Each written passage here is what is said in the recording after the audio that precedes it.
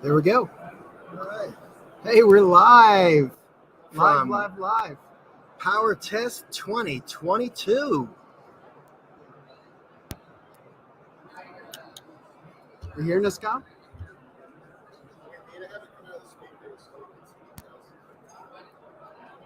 Come out of the...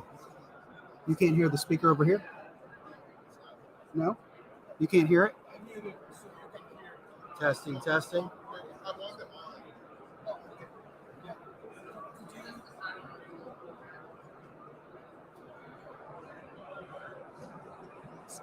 Okay, so are we live? I don't know. I think we're live. Are we live?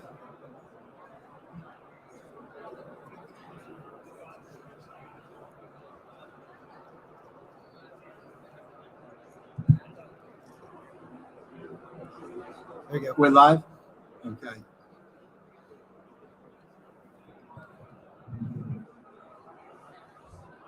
little bit better? Yeah, turn the volume down a little bit. Turn the volume down a little bit. Okay. All right, perfect. Is this one working? Okay. You got it, Kyle? Okay, great. So we're live. Can you angle the camera back a little bit? Bear with us, everybody. Okay, perfect. Okay, we are live at PowerTest 2022. We are in beautiful Denver, Colorado. We are live from the show floor, and I'm Mladenka, Director of Marketing for Protec Equipment Resources, and we have Tom Sandri, Director of Technical Services here at Protec. So, hey, and Matt, you also forgot, not only are we at PowerTest 2022 in beautiful Denver, Colorado, but you neglected to mention monumental year for PowerTest and NETA, 50-year anniversary. And we're back live. No more virtual. Well, we did virtual as part of the get-together, but live and in person, meeting friends that we have not been with in the last 2 years. So, wonderful event. Yeah, in fact, you said for 50 years, NETA's done a fantastic job. Everybody's still kind of about coming to live shows, but we have over 300 people here. We just talk about some of the experiences we've had so far. It's been really great. Just even coming into the hotel, had a great welcome reception. Yeah. Everybody's just so excited. Like the bar was packed the first night. Yeah. We had the event the first night. I didn't the go. Hospitality but events and everything. Everybody that went said they had a fantastic time. Yes. And you could tell a lot of the people in this industry, we're a very small knit community. And for some of us, PowerTest is, our opportunity to get back together. Some of my colleagues, some of my friends that I've worked with across the country and international, I only get to see them once a year at this event. So the fact that we're back live again just brought a whole new feeling to the hospitality events as we're telling our lives about all the things that we've been doing over the last year and, sharing and toasting back some drinks once again with one another. There's been a lot of excitement in the air. Now, we're on the trade show floor. There's a lot of hustle and bustle. This show is only like 5.5 hours long on one day, so we got a lot to squeeze in one day. You're seeing us back here on the screen because we have this huge screen in our trade show booth. So it's been exciting so far. I think, what are some of the things you've seen? There's been a lot of sessions as well. What are you seeing, like recurring themes? I think personnel development is obviously a big theme. Yes, workforce development, employee development seems to be a very, very hot topic this year. Just on the opening day, I believe there were 3 papers or sessions being given on that very topic. And interesting enough, Matt, you're Protec, you're aware of it, but tomorrow morning, I'm actually doing a 3-hour workshop on that very subject of workforce development. And the little bit of the twist and everything that I'm putting into my presentation is looking at the paradigm changes and shifts since the pandemic to where, most of us are familiar. In the past, it was always the brick and mortar classroom, button seats. And throughout the pandemic, I think Ralph at Ava, when he gave his little overview yesterday, he made a really good point. During that time period, instructors could not go to you and you could not go to instructors, and we all had to deal with this. And those adjustments are now sticking, and I think are actually.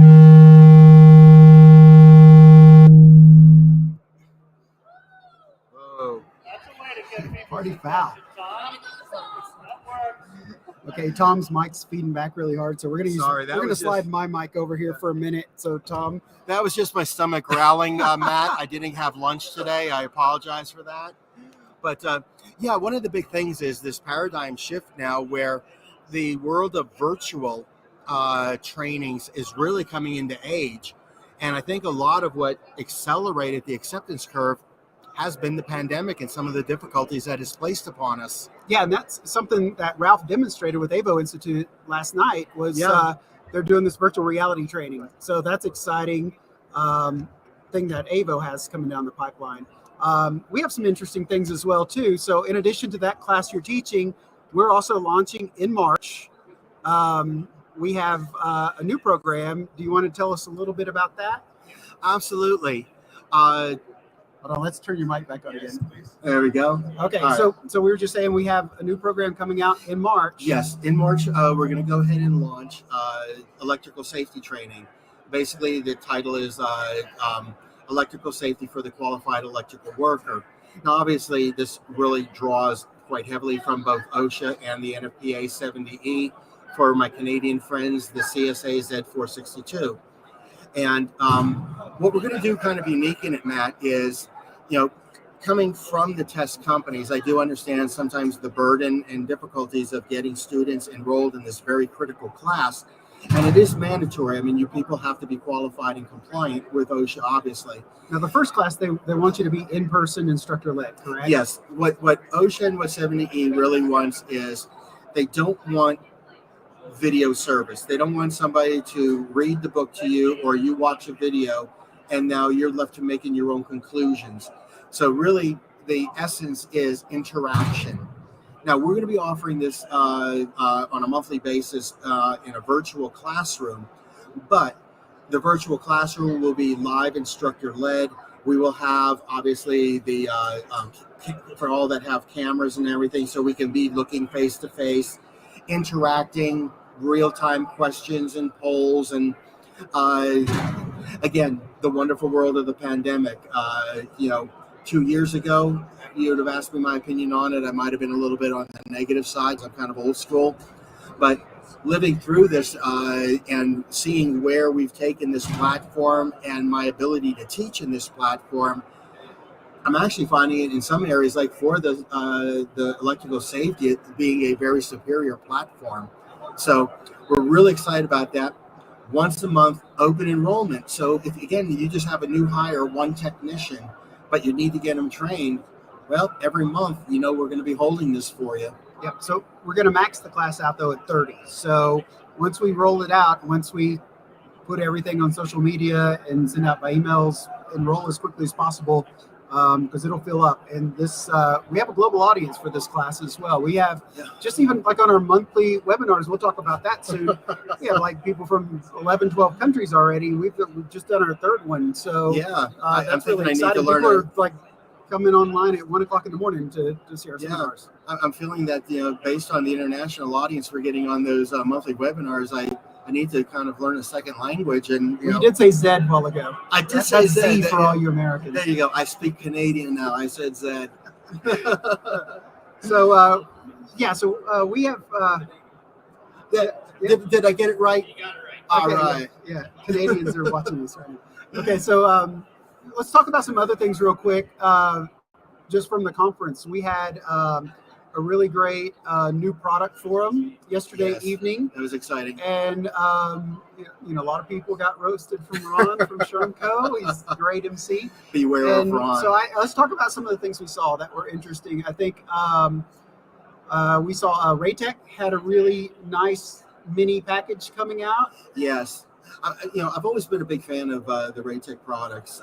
It's kind of interesting because, in the background, we've had some of our Protec videos playing at the opening set of the conference. And I think it was Charlie Wilkinson, one of our sales staff, make mention that it's one of his favorite product lines because it's so robust and, very intuitive, user-friendly. So I'm always excited to see new things coming out of them. The other is, as I like the practical aspect of some of their products. The one of the featured ones that they were talking about was a combo TTR ratiometer and winding resistance test set. Now, this may not sound exciting to a lot of people, but being a field technician who used to have to climb up and down the transformer to hook up leads, this is extremely exciting because you hook up your lead once and you can roll from all your ratio measurements, roll straight into your winding resistance measurements. I mean, hey, when you're 57 years old, the fewer times up and down that transformer, the better. Well, and I'm glad you said that. I heard a comment last night too. Somebody said, I'm really glad to see a lot of young people walking around here. It seems like there's a lot of young people entering the field. I know down the street from us in Waco, Texas State Technical College has a great program. There's a lot of them across the country that are starting to really produce a lot of technicians. We just see, and obviously NETA certifies these technicians, Right. and you're just seeing such a need for even getting into these level 3 and level 4 technicians. So NETA is a very important part of our industry. And Very we're much happy so. to support it and happy to be here at the show. And this new generation, they are just so much fun to interact with and to watch. The one thing I will compliment, and again, I think this is just all NETA companies in general. If you're a NETA company, you probably have this culture embedded, but hungry for knowledge. It's really great at the show. Seeing all of these young NETA technicians, new NETA 2s and 3s, and some of the senior NETA 4s walking around, and how freely they engage with one another, share information. I mean, it really is fun to watch them. Plus, I mean, let's face it, us older guys, we get a little bit grumpy and grouchy. So it's nice to have the young blood keeping us fresh again. So that, we talked about the young guys hungry for knowledge, and we talked a little bit about our webinars. I want to circle back to that a little bit. Okay. So in addition to the 70E course we're doing, which that's a paid course, Yes, sir. and we're going to be doing that once a month at the end of the month. What we call Third Thursday webinars. These are entirely free. You can register. We've got about, I think, another 4 or 5 months posted to sign up for. So every third Thursday at 1 o'clock Central Standard Time, Yes. America time, you can hop on and listen to various subjects. And Tom is producing about a 45-minute discussion on various things. We've gone through a few right now. We're in the middle of a series. Yeah. And do you want to talk about some of the things we have upcoming? Yeah, absolutely. We kind of kicked off with, entered in with medium voltage cable and diagnostic testing of medium voltage, both acceptance and service age maintenance. And that was our kind of debut kickoff of the third Thursday. And we immediately rolled after that one. And again, we wanted to reach out to a large audience. So we went a totally different direction in the next month. We went into the static testing of motors and generators. And then this March, we're rolling back into the part 2 of the medium voltage cable. But we're rolling into beyond March. I think the April is going to be transformers are going to be our theme, and we're going to be going into frequency, swept frequency response analysis.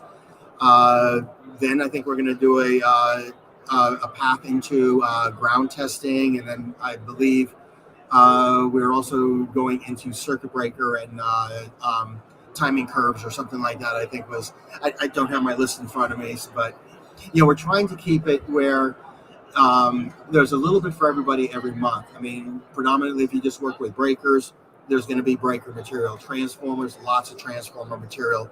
I mean, I've got somewhere about 9 to 10 different topics on transformers alone. Medium voltage cable. In part 3, we're really going to take a deep dive into the offline partial discharge world. A lot of buzz at the show about partial discharge testing. There has been. In fact, we have some equipment sitting there on display. Yeah. So if you're at the show, you want to come by and see what we got, come on. Let's switch gears again. So we're actually, during our webcast here, we're going to have some guests on, some manufacturers, some partners, and our first one's here. Sorry if you see our eyes wandering. There are people walking right past our booth here, and we're saying hello. But we're about to bring Mark from AEMC here, who are manufacturers, and he's going to have some, we're going to talk about some of their equipment and kind of how we work together. You have to adjust the camera taller.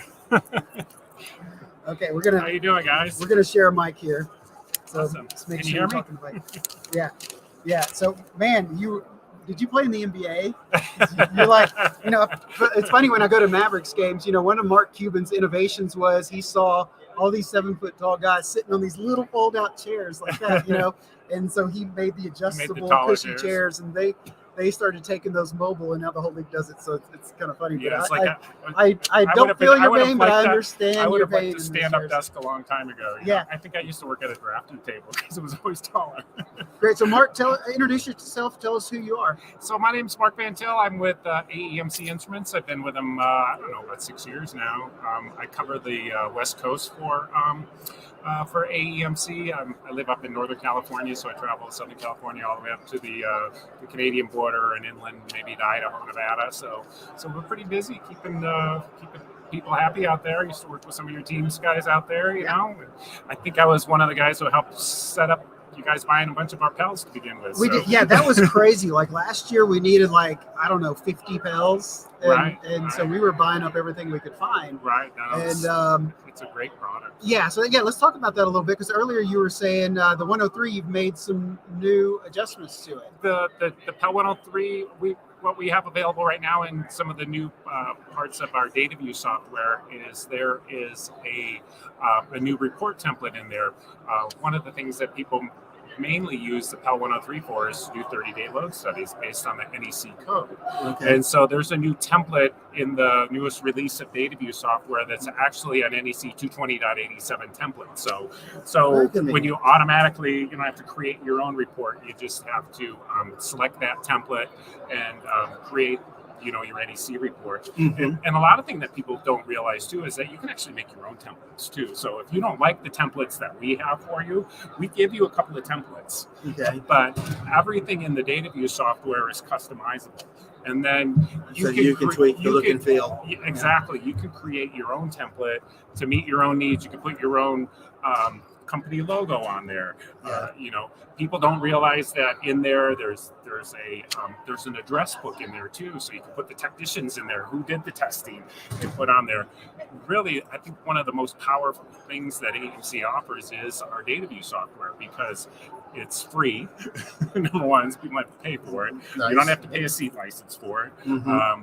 We ship it with the instrument, and it's a multi-instrument piece of software. So if you have our data view software with your PAL, you can use a PowerPad, and you probably already know how to use it. It's kind of like having Microsoft Office. Right. If you've been working with Word, you're pretty good to work with Excel. The platform's similar, and it's available in the microometers, the megometers. Everything uses data view. It seems like that probably 80% of our software. Of our equipment that uses software to configure or collect data, it uses the data view software. So, and another big advantage to that is that IT guys like to say, "Oh, you can't put this on your PC." I mean, I'm sure you've run across that in the field. It's like, this gets shipped with some software. IT is always easy to work with. You can't put that on there, So now once that's already authorized to put on the machine, and then they buy or rent a piece of AEMC software or hardware, they've already got the software on the machine. So you don't have to go to the IT guy and say, "Hey, can I put this software on my machine?" Or you don't have to rent them another specialized PC just for that. Yes. For that. That's interesting, because we have a lot of PCs going out with our equipment, and it's you gotta. I mean, Bluetooth's been around a while. People are starting to get more into Bluetooth and apps with that equipment, to where you don't have to have that hardware so constantly present, right? You can just download your reports through Bluetooth to your phone, to your email, whatever. A lot of them Bluetooth. I wouldn't say you can get the reports on your phones, but mostly our software is PC centric. If it works on the PC, you can download through the PC. There are some tools, like the PAL has an Android app that you can configure it and look at live data. So if you put the PAL in an enclosure and you didn't want to get all dressed up in your arc flash suit to plug the thing in to look at it, you can look at it from your Android app, or you can look at it through Bluetooth on the PC. Yeah, from a safety standpoint, that's brilliant. So that's. Or you can just use it as a live meter sometimes. Put things on there, use it as a live meter. Maybe you don't want to record anything with it. You just want to see what's going on multiple channels. Right. It's like a big fancy multimeter. If you're just joining us, we're with Mike with AEMC, who's joined us to talk about some of his equipment. We are live at PowerTest 2022 on the show floor, and we are in the middle of our trade show. So thank you for joining us. Mike, I I know. was going to say there's one other thing in the power quality of the world that we're seeing too. You know, most of our loggers, like the PELs and the power pads that you guys are most familiar with, they're typically more comfortable on the load side of a device. You know, Okay. you think of like a VFD or an inverter or something on the load side, but sometimes you have troubles on the output side of these electronic things. And we've brought some oscilloscopes here because so on some of those things you might want to look at because you're doing pulse width modulation. A lot of those devices, you know, your basic power quality analyzers from a lot of people, they're just not designed to track that. So we have support channel oscilloscopes that you can look at, and we brought some of those here. Similar price range to the PowerPad, 12 bits, really nice quality products that I think someone might want to look at, especially like for VFDs and inverters, which we're seeing more and more and more. Now, I definitely at some point I've got to make my way on over because I've always been a fan of the AMC products. Love the ground testers. I've been many an hour in the field with the ground testers and the megometers, and I dabbled with the power quality, but by that point in my career, I did very little in power quality. So, maybe it's time I get back involved and get caught back up again. But don't forget about those ground testers, man. You guys have our PowerTest set. Yes, and that's a really good product to talk about too, because who else in there has a tester that you can test the tower legs without having to send a bucket truck or a guy to climb to the top of a transmission tower to remove that disconnect or the overhead ground, so we can measure that without having to do that. And you guys have them in stock to rent too. So absolutely, it's a great product. Good application, good solution. As you said, I mean, time is money out there, and the cost of bringing in the equipment to rise you up. And I mean, 3 towers you paid for it, right? Exactly. So, but I love, you guys are always on the edge of technology and coming out with new but practical and meaningful. You don't go adopt that old school of, hey, here's a new solution, go find me the problem. You actually come up with real world solutions to real world problems. Right. Yeah, we don't bring about products really quickly sometimes, but they last a long time too, though. Well, you don't need to, right? Right. You have the solution, and you just keep making little tweaks to it. You look at the fallout potential testing. I think the directions are the same from 1935 as they are today. The equipment's just better, right? It's great. Like, So one of the booths last night, EPS, I think they had this booth that had a bunch of antique equipment in it, and it was really impressive. And some of this equipment's worth a lot of money in the collectible market. It still works. We have some pieces too, like the old wooden boxes. Instead of just turning a switch, we had an old GE. What was that? The Vertical. That went out. That rented last week, and I think I saw it going on rent again like a month or two ago. Beautiful wooden chassis. Still works. And it's still an active member of our rental pool. It goes out quite often. So there's something to be said for. Well, you guys still got some of our previous generation ground clamps in your book, I saw. Yeah, so you get caught up in the innovation and what's coming new down the pipe, and you don't necessarily need anything new. Yeah, it's a challenging business sometimes to be in because you want to sell the newest, the greatest. Right. Sometimes you just got to look at maybe the newer stuff can help you save some time. That's probably the biggest thing. It's not that the old equipment doesn't work and do what it's supposed to do. It's just does it do it in the timely fashion that you need to do. So that's maybe why you want to look at new equipment. Right. So good. Well, Mark, thank you for coming by. Problem. I appreciate you guys' time. We appreciate you guys and supporting us and selling it, taking our tools out to the world. And you guys are great partners. We appreciate you too. So we appreciate it. Awesome, right. guys. Okay, great. Have a good show. Thank you. Worries. Enjoy yourself. Great. We are live at PowerTest 2022 in Denver, Colorado. I'm Matt Mladenka, Director of Marketing for Protec, here with Tom Sandri, Technical Service Director. And so we continue our webcast. Let's go back to some things too. I know class-wise, we were talking earlier about the new product forum, and one of the things I was impressed at, there was maybe 25, 30 people that gave a 2 to, depends how long Ron let us talk. Until Ron cut them off. 2 to 4 minute presentation on just stuff. And so Some people are like, hey, we're just solidifying what we've been doing. Some people are like, hey, we got some really smart stuff coming out, and that's exciting to see. Moving forward throughout, I know that the schedules are just packed every day. There's so many classes. Like you did a virtual class, so it's not just live; it's also also virtual. Yeah, and I know you did a virtual class. You want to talk about that one a little bit? Yeah, that one. Again, it kind of fell into that same theme work about electrical safety and developing, an electrical workforce. And the title of that was, "How do you know your workers are qualified when it comes to electrical testing?"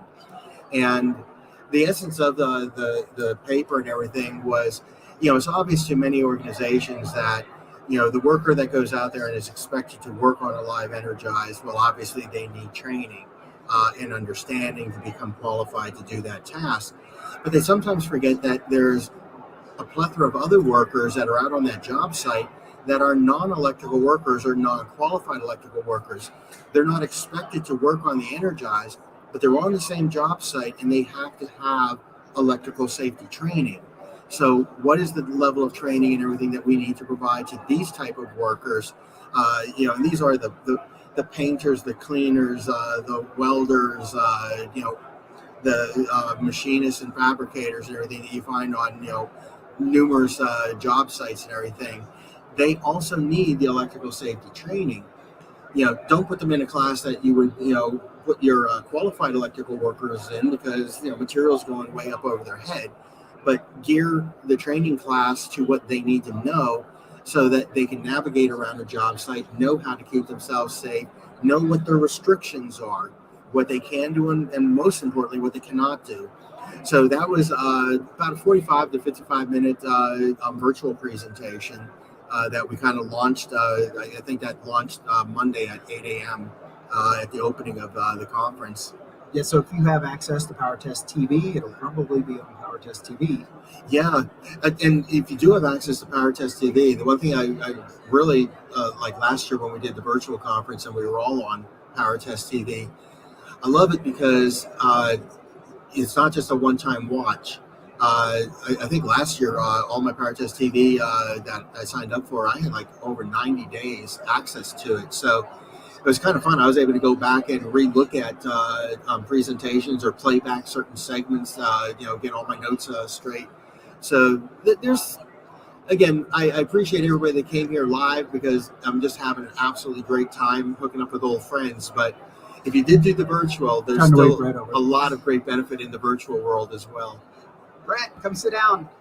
Okay, I've been trying to flag Brett. We're just flagging people down as they go by. We actually have more people coming into the booth, but I told Brett to come sit with us when he walks up. So, Brett, this is Brett Hammonds, who, so explain, so you're the Director of Technical Resources for Protec. Application resources. Application resources, right. So explain to us kind of what that means and what that involves with regards to service after the sale.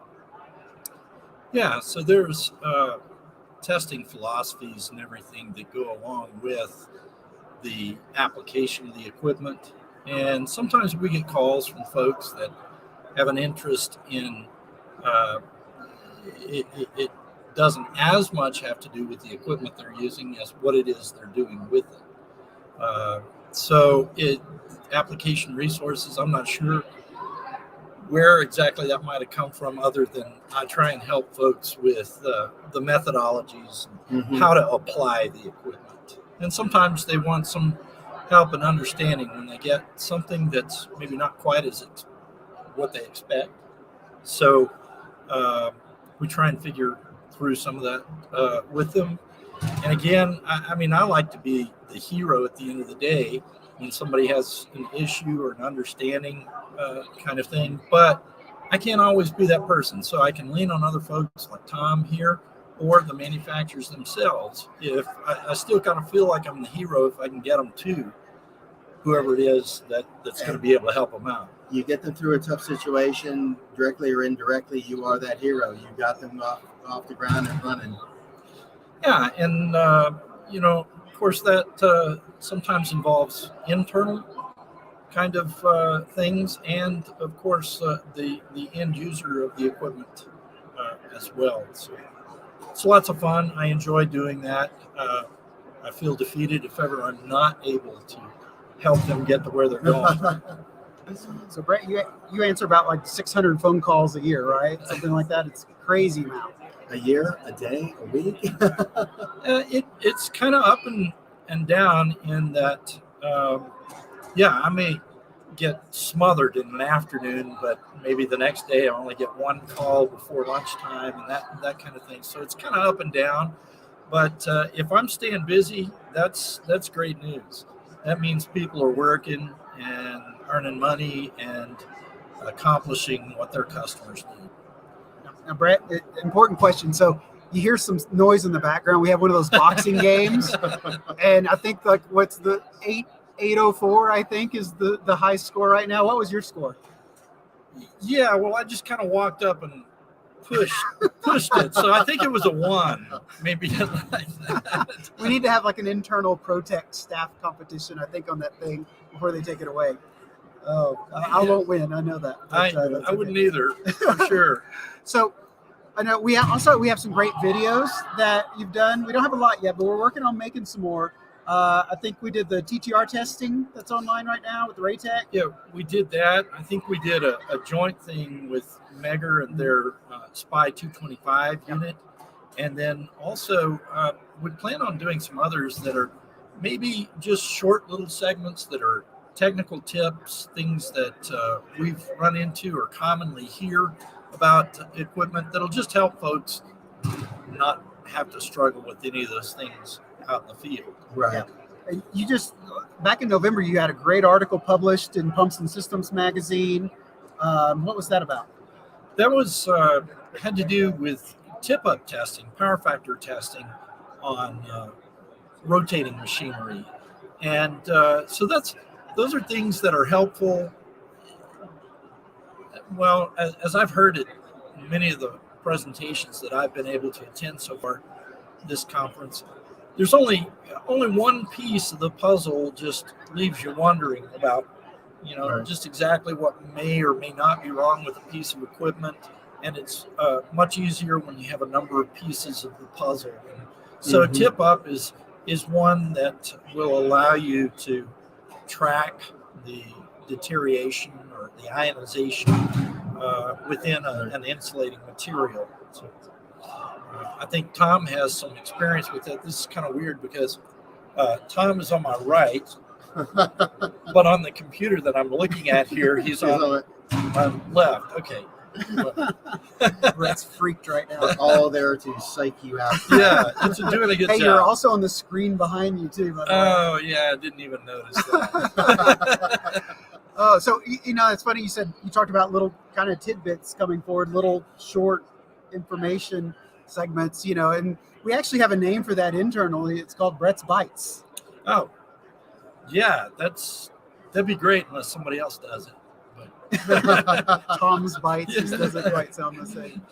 But Tom's Tools or something. yeah, like that. it's really from what I understand and what I kind of envision in my mind is that it's supposed to be helpful little hints about operating of the equipment and some of the things you might run into that somebody will look at. They'll Google anything, right? Right. But nobody wants to look at a demonstration of what you'd see in an instruction manual when they are out on the job and they've got a specific item right in front of them. Right. They'd like to know the answer to their question. So maybe if we can provide short little bites associated with those kind of things, that'll be helpful to those guys out in the field. Yeah, you are correct. They're invaluable tools, and I've witnessed it firsthand out on job sites where we had rented the equipment from Protec, and sometimes you're very familiar with doing the tests, but you've never used that model before. But that was what was in the inventory. That's what went out to the job site. And again, this new generation, they learn through YouTube and watching these little videos. And I remember seeing technicians. Yeah. Okay, they're going to their phone. They're getting their answer. Like you said, it's quick, it's easy, very intuitive, and you do a really fine job breaking down, these are the accessories. This is the intent for it. Here are the different inputs. Why you would use this, why you would use that. And again, you're to the point. They're not long-winded. Like I said, I've seen them in action. I've seen the appreciation from the technicians. I'll give you a quick little analogy because I have to go back and forth between the car that I drive and the car that my wife drives. My car, I have to stick a key in and turn it. Her car, you have to push a button. So I'm sitting here going, I know how to drive a car, but how do you turn it on? I mean, yeah, and it's what's really annoying, especially on YouTube, and you'll see a lot of our videos on our YouTube channel. Like you go to try to find out how to do something on YouTube, and these creators just want to create 10 minutes of fluff so they could get their ads in the middle of it and create ad revenue. Like we don't do that. We're just like, hey, give us the down and dirty. Here's how you use it. Here's how it works. Here's your troubleshooting tips too. I love that. We have about how many of those? We have about 14 or 15 troubleshooting guides now that I think we're going to shoot on video and try to get those. Yeah, we're going to try into and little put short those videos. Yeah. That hopefully will be helpful. They include things that I've come across that are more common in terms of the things that people run into. And, it's not necessarily an equipment thing so much as it is maybe somebody that wants to install a piece of software or something of that sort. Some of the hurdles they might run into with regard to that. Yeah. Well, I know you had the example. What's the one where you got to squeeze the handle? But only what was that one? Yeah. So one of the manufacturers of power factor test equipment, they have a safety interlock switch that if you pull it part way in, you'll feel it click, and that way you've satisfied that interlock. But if you think about it, if you were to come in contact with something that had electricity flowing through it, then it would cause your muscles to contract. So if you pull it all the way in, then it kind of defeats things. It trips the set. It trips the set. So people will call frequently and say, hey, this is not working. It keeps on giving me a message that says that the interlock is not satisfied, but they're pulling it all the way in instead of only pulling it part way in until they feel the first click. All they need is a relaxed grip. Right. And so people are like, what am I doing wrong? What am I doing wrong? I want to get on YouTube and find out what I'm doing wrong. And a picture's worth 1,000 words. So if we could just illustrate that on a video, that'd be a great clip for people to be able to Google or that kind of thing. So. Cool. Fantastic. So yeah, anytime like these two guys, any problems, these are your two guys, some of the best in the industry, and we're happy to have them at Protec. So Brett, thanks for stopping by. Yeah, anytime. It's great. I've been really enjoying the conference. I was telling some folks earlier that it's maybe a place that I get to see some folks that you've gotten to be friends with. Maybe you talk on the phone pretty frequently, but you only get to see them once or twice a year if you're lucky. Yeah. So it's great for that, for sharing of experiences and helpful in sharing of knowledge of what's going on in the industry. It's wonderful to go around to different manufacturers and see what's new. Yeah. So anyway, thanks for having me on. Yeah, appreciate it. All right. We're having a great conference and happy you stopped by, Brett. Yes, sir. Okay, we'll have some more guests shortly. Like we said, if you just hopping on, we are at PowerTest 2022. We're in Denver, Colorado, and we're on the show floor for the trade show. That's going on from noon to 5:30 today, Mountain Time, and we're going to adjust our mics here for a second. There we go. What is with mine? I'm the one with the you gotta mic. you gotta talk mic into your issues. mic. There we go. Because we're doing two things. We have the ball mic here that is on our webcast, and then we're actually on this big TV screen behind us, broadcasting to a bunch of people standing there watching this. Hi. So yeah, that's great. So we talked about one of your classes you were teaching. We haven't really talked about the other one yet. So on Thursday morning at 8 o'clock from 8 to 11. Yeah. So on Thursday, I'm going back into my more traditional. I'm known more for the test and measurement and the technical tracks. So Wednesday, as we mentioned, we're kind of in that theme with developing a workforce and the steps involved, and the do's, the don'ts, and the learning curves. But then Thursday, I go back into my more traditional test and measurement, and we're going to focus on batteries. We're going to talk about battery maintenance, troubleshooting, the different techniques that are out there for testing, how to diagnose the data, and even something as simple like those that do it a lot, doing a load test or capacity test on a battery bank. But there is a definite difference if you are working in the world of like substation and protection and control batteries. These battery banks are designed for a moderate current discharge that occurs over a long period of time. And companies that are used to doing those type of testing, I mean, they become very, very good at it. But there's a whole other world of batteries out there in the UPS world. And these batteries, although many similarities, lead acid type constructions and so forth, but these batteries are designed for very rapid discharge over a short period of time. Basically, they just provide ride-through power until like a generator kicks in and gets power back up and running for the facility. Kind of like we're hoping our battery on our camera lasts to the end of the show. Yeah. Yeah, but no, we're praying that ours is a long, moderate discharge. Okay, but for those companies that like specialize in one and then go out and try testing these other series. This is kind of things that like I always try to get across in these workshops is, let's talk about, where are your comfort areas. Let's talk about some of the applications that you're maybe going into. We're also, a whole new world of batteries and battery autonomies, solar farms. They're not the lead acids that, our grandparents and we, grew up on. Some of the tests are still valid. Some of the tests are not because of the type of autonomy, like impedance testing, for instance. It became a very tried and true test for the lead acid world. And I think, since the mid 1980s to current, it's really gained a lot of momentum in the industry. But with like NICADs, the IEEE, kind of said, well, the impedance test on NICADs really wasn't all that worthwhile because there was such wide variations in the values that you would get from cell to cell. And now we have yet another brand new series of autonomies, that are going into these wind farms. So it is exciting because we're taking these old techniques, but trying them on these new systems and developing the database and the trending curves and so forth. So even as something as mainstream and to some people boring, a battery is still a fascinating area. So if you're here live at the conference, I really look forward to seeing you on the Thursday workshop.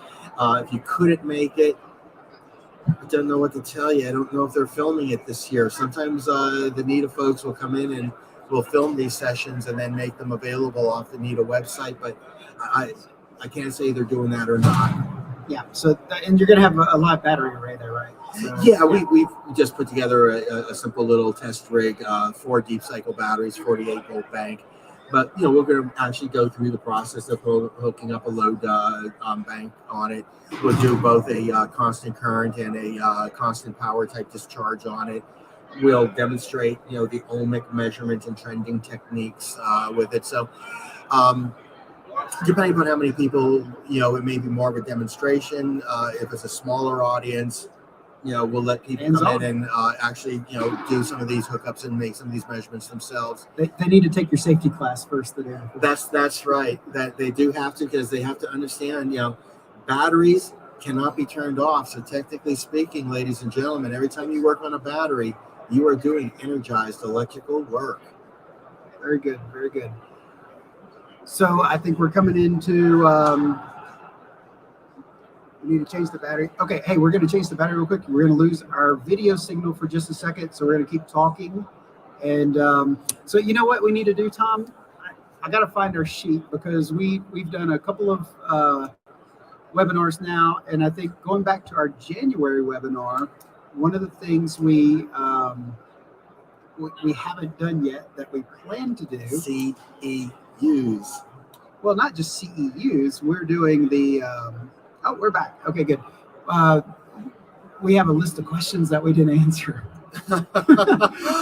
We had so Oh my goodness, many yes, questions. we did. Like we went through like 14 or 15 questions. And we were way over time, and people were still Oh, I flooding in with know. questions. Like we were an hour and a half into it, and Yeah. we're still getting questions. So I know we have some questions. I'm going to grab those in a minute. They're down in my backpack there. Okay, And excellent. maybe let's try to answer some of those while we're Yeah, here. definitely.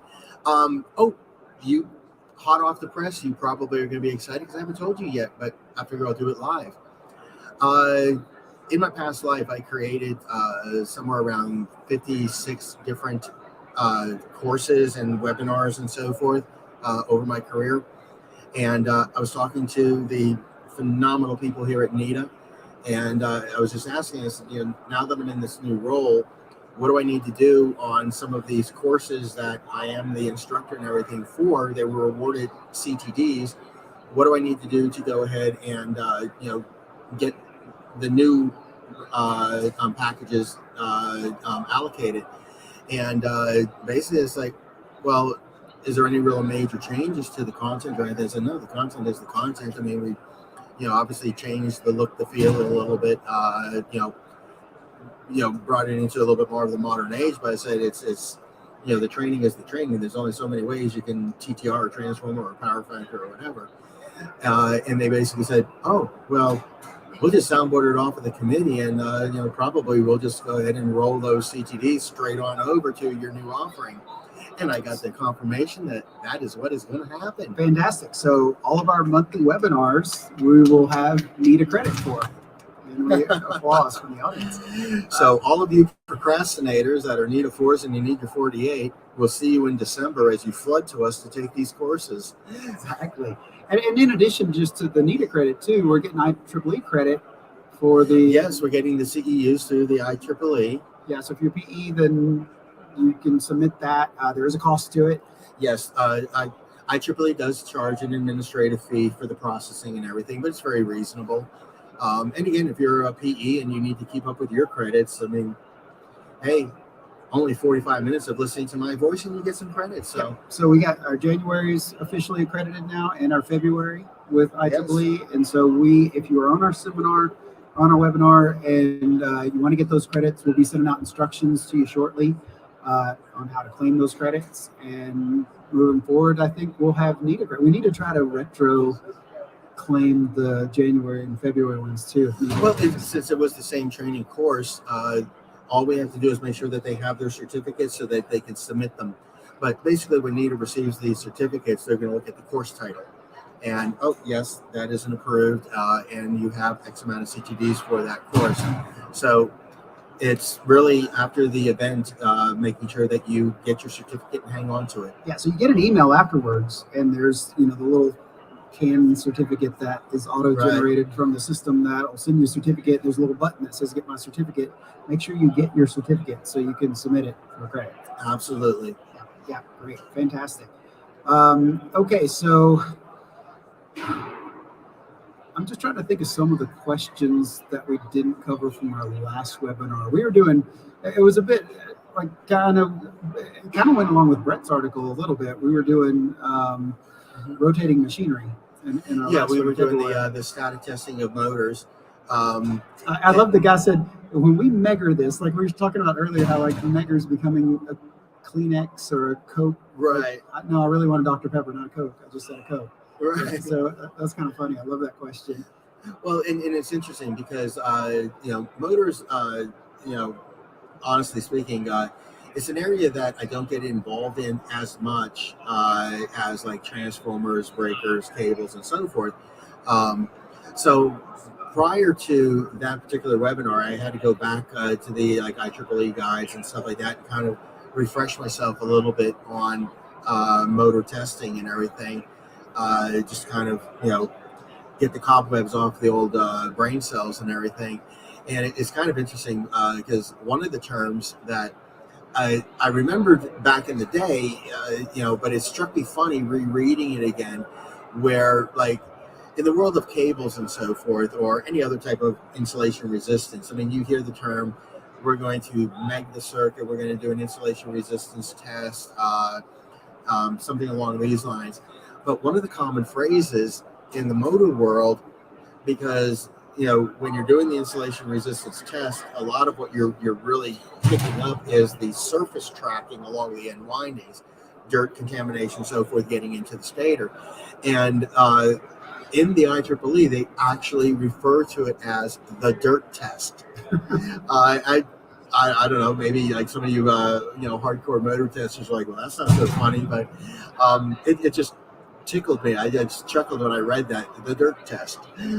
So yeah, there's a lot of names for it now. I think I even saw another one on the other question. I don't remember what it was. What does that mean?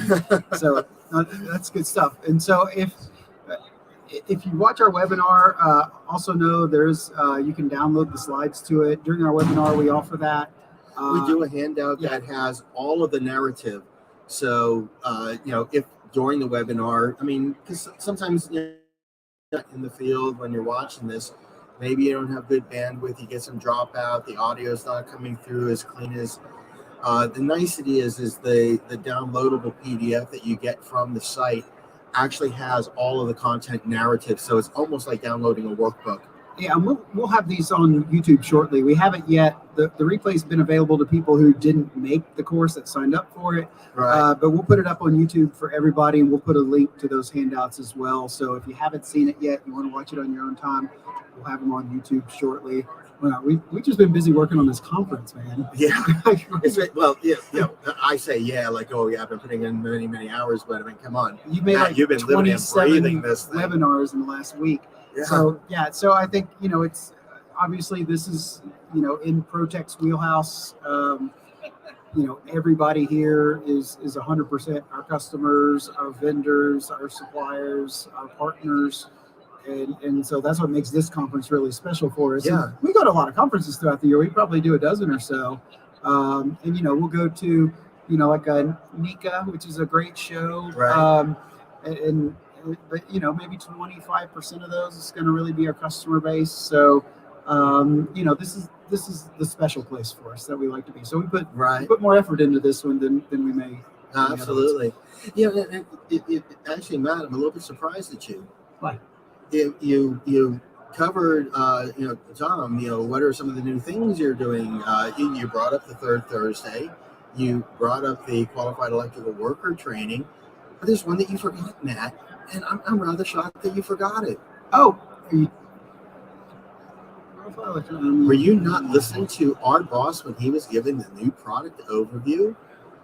What are we doing for those clients that are doing partial discharge? Yeah, we're doing a partial discharge training and analysis. Yeah. And it was interesting. I've actually had opportunity to talk to some of the technicians and service companies here because, as I said, one of the big buzzes in the room is a lot of people interested in partial discharge. It's really coming into the main spotlight over the last couple of years as a very viable test. And there's a lot of test companies that went down the path and they're getting involved in it. As we know, we rent a lot of the offline partial discharge test equipment. I mean, it constantly is rolling in our inventory. So there's a lot of players that have already jumped into the market earlier and are doing quite well with it. There are a lot of companies that want to get into the market, but okay, I've collected all this data. What is it telling me? So one of the things that we talked about is what could be a value-added service. And I brought it up in conversation, and you and Cody definitely supported it and said, yeah, this makes sense. So for those test companies that are trying to get into this market, well, one, before you make such large capital dollar investments into the hardware, we rent it, okay? Before the job, a little bit of pre-planning, let's set up some training sessions so that when your technicians get it out there in the field, we can have already talked to them about some of the do's and don'ts. How do you prep the cable? What is meant by corona suppression and making sure that we have good terminations and so forth. And then afterwards, now that we know that you can make the hookups correctly and that you know how to sample and collect good data, and one of the other offerings that we're doing is send me your raw data and I will go through it with you so that, it's not, the instruments are very modernized. They do a lot of auto functions, but they don't think for you. You still have to go through your raw data and your waveforms and what is valid, what is not valid. And this is one of the things that that we're going to start offering to our clients that are renting the equipment, so that their experience is pleasurable. Their interaction with their client, they come out looking like the hero, and well, yes, we know exactly what we're doing, and so that is something that we are kicking off, and I've already done for one of our large clients. I've already done probably somewhere around a dozen different PD analysis samples and help them formulate their reports and recommendations and so forth. So it is something that, again, we're just kind of offering out there so that, again, we're not just a piece of hardware, but we're a solution that you're renting. Do you think, are you seeing that as a bigger problem companies are facing now? You got a lot of people starting to retire who've been doing this a long time. Yes. And even though you have a lot of smart young people coming in, they just don't have the experience to really look at that data. They can get the data points, but they're not quite sure. Maybe they may miss something. Exactly. And this is one of those technologies that the more you do it, the better you get. It's interesting. In the world of online partial discharge, I always had a standing joke that I would always tell during the training session. I said, it will take me 15 minutes to teach you what to look for when doing online partial discharge surveys. And then I said, over the next 30 days, we're going to go out on job sites and do scans, and I'm going to teach you what to ignore. Because that's the hard part. Learning the pattern and what you should be looking for actually is not very difficult.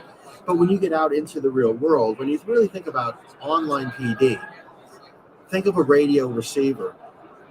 You're picking up all of these different frequency signals and trying to sift through and make sense of, and what are you looking for in it? What is valid? What is noise? We talk about these things called transient earth voltages, or TEVs, which are created by electromagnetic waves impinging upon cabinetry. So I've seen many technicians make this innocent mistake. They're probing along switchgear, and they're getting an area of the switchgear. It's like, oh my God, my TEV readings are up through the roof. I found PD. And I'll walk over to them and say, think a little bit. What's behind that panel? What's behind that panel that could potentially be putting out electromagnetic waves? The space heater. You didn't find PD, you found the space heater. It's still active and it's still running. So, but these are the things like I joke about. I can teach you how to do the PD in 30 minutes, but over the next 30 days, I'm going to start teaching you what to ignore and what to process through. That's fantastic. So if you do rent that equipment from us, just know Tom's here to support you, and there's further training available. You get the benefit of not having to make all the mistakes that I made in over 37 years. Right. So that's worth the rental right there. So, yeah, it's great. It's interesting too that we have, four competitors here that I can see. Just within eyesight, yes. Yeah. But I think there's some things that we feel that make us stand out, right? And this is one of them. Offering the training, the learning opportunity, right? Having Brett ready as well to go. Again, it's how do you differentiate yourself? Because I kind of look at it. The competitors. All right, when it comes down to that, it comes down to availability and delivery. Do you have what I need when I need it? And can you get it to the job site when I need it? And then you might compete on the level as far as shipping costs or whatever.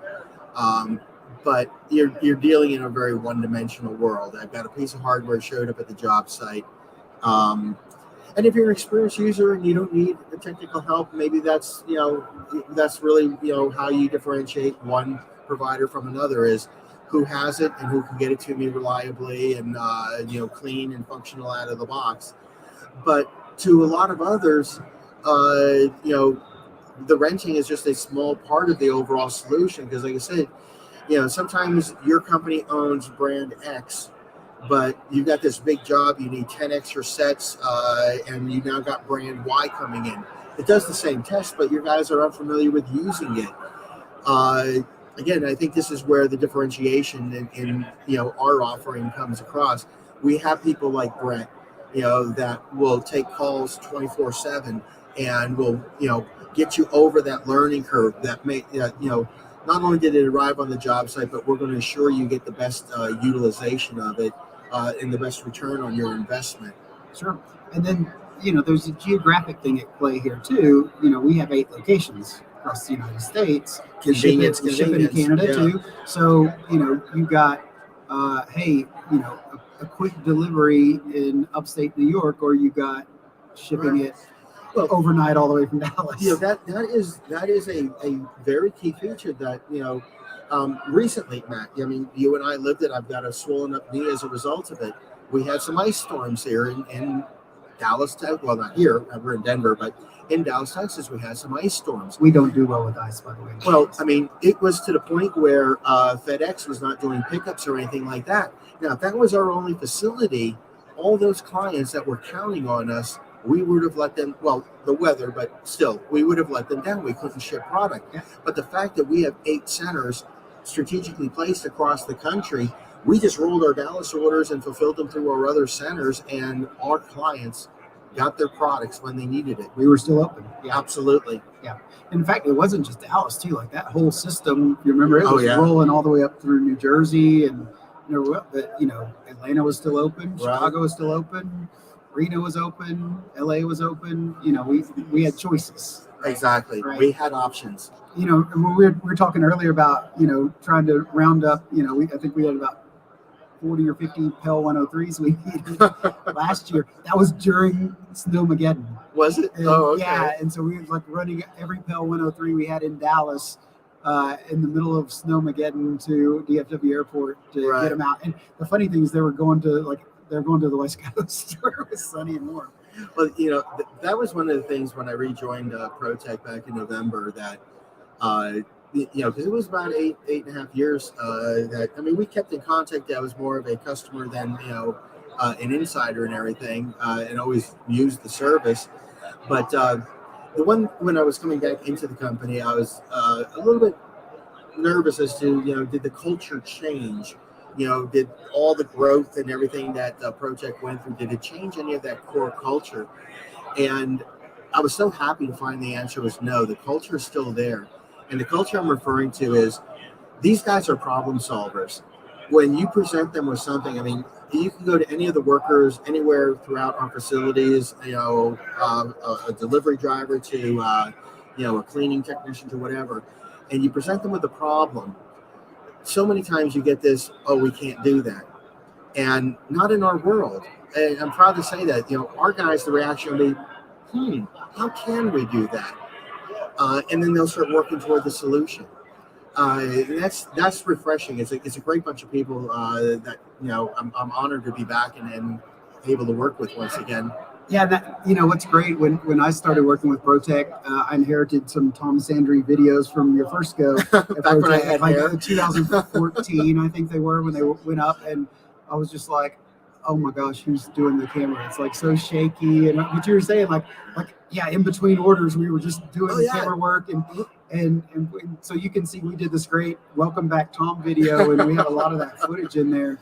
But it's still that, you get one of those has 50,000 views, people are watching it all over the world. So I think I'm looking forward. So when I got the call from Cody, he said, hey, Tom's coming to work for us again. I was so excited because now I get to work with Tom Sandri versus watching these shaky videos. So we promise we're going to do some more stable videos coming forward. Well, it was a crazy time. We were a small little Tiger team, and we wouldn't take no for an answer. We wanted to get it all done, and it was funny because I'd be literally running. A couple of the shop guys would be kind of setting up the area, and they're actively testing right behind me. We had this one where we had all these comments posted going, "Can you tell the guy behind you to be quiet?" Well, no, he's trying to get a piece of equipment out to one of our clients. But we were just like, hey, I just took 3 phone calls on this one subject. Grab the camera. Let's go back there and shoot a quick video on that. Nobody had YouTube studios back then either, right? No. So it's great. Like some of these are kind of, we're getting into things you don't know about Protec right now. Behind the scenes. Protec, we're not a young company. I would say we're an old company. We're like 2004. We've been going. So every bit. Yeah.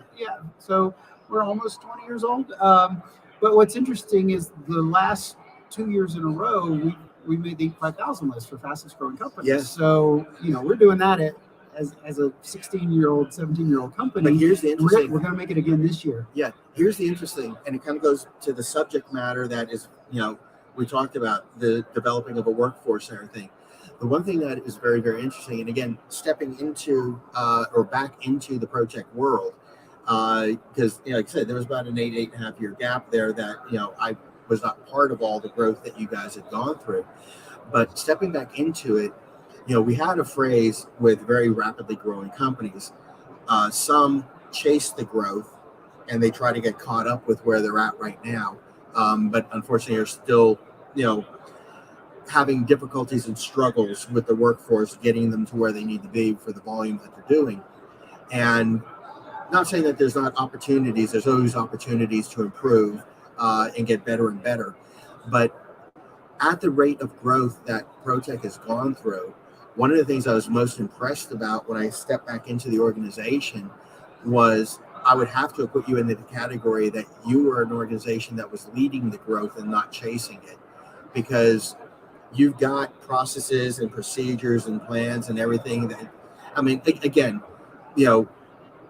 we're still going to be building and improving and expanding even farther, but you were keeping up with that level of growth and maintaining your level of service quality and everything. And I think that's very admirable. Yeah. And I think, another thing you should know about Protec, or things you don't know, is we're privately owned, right? Our founder has been there from the beginning. He spent 9 years on a submarine. He's a Navy Duke and knows this equipment well. And, we're not selling the company anytime soon. And this industry, in particular, is plagued with There's private stability. equity.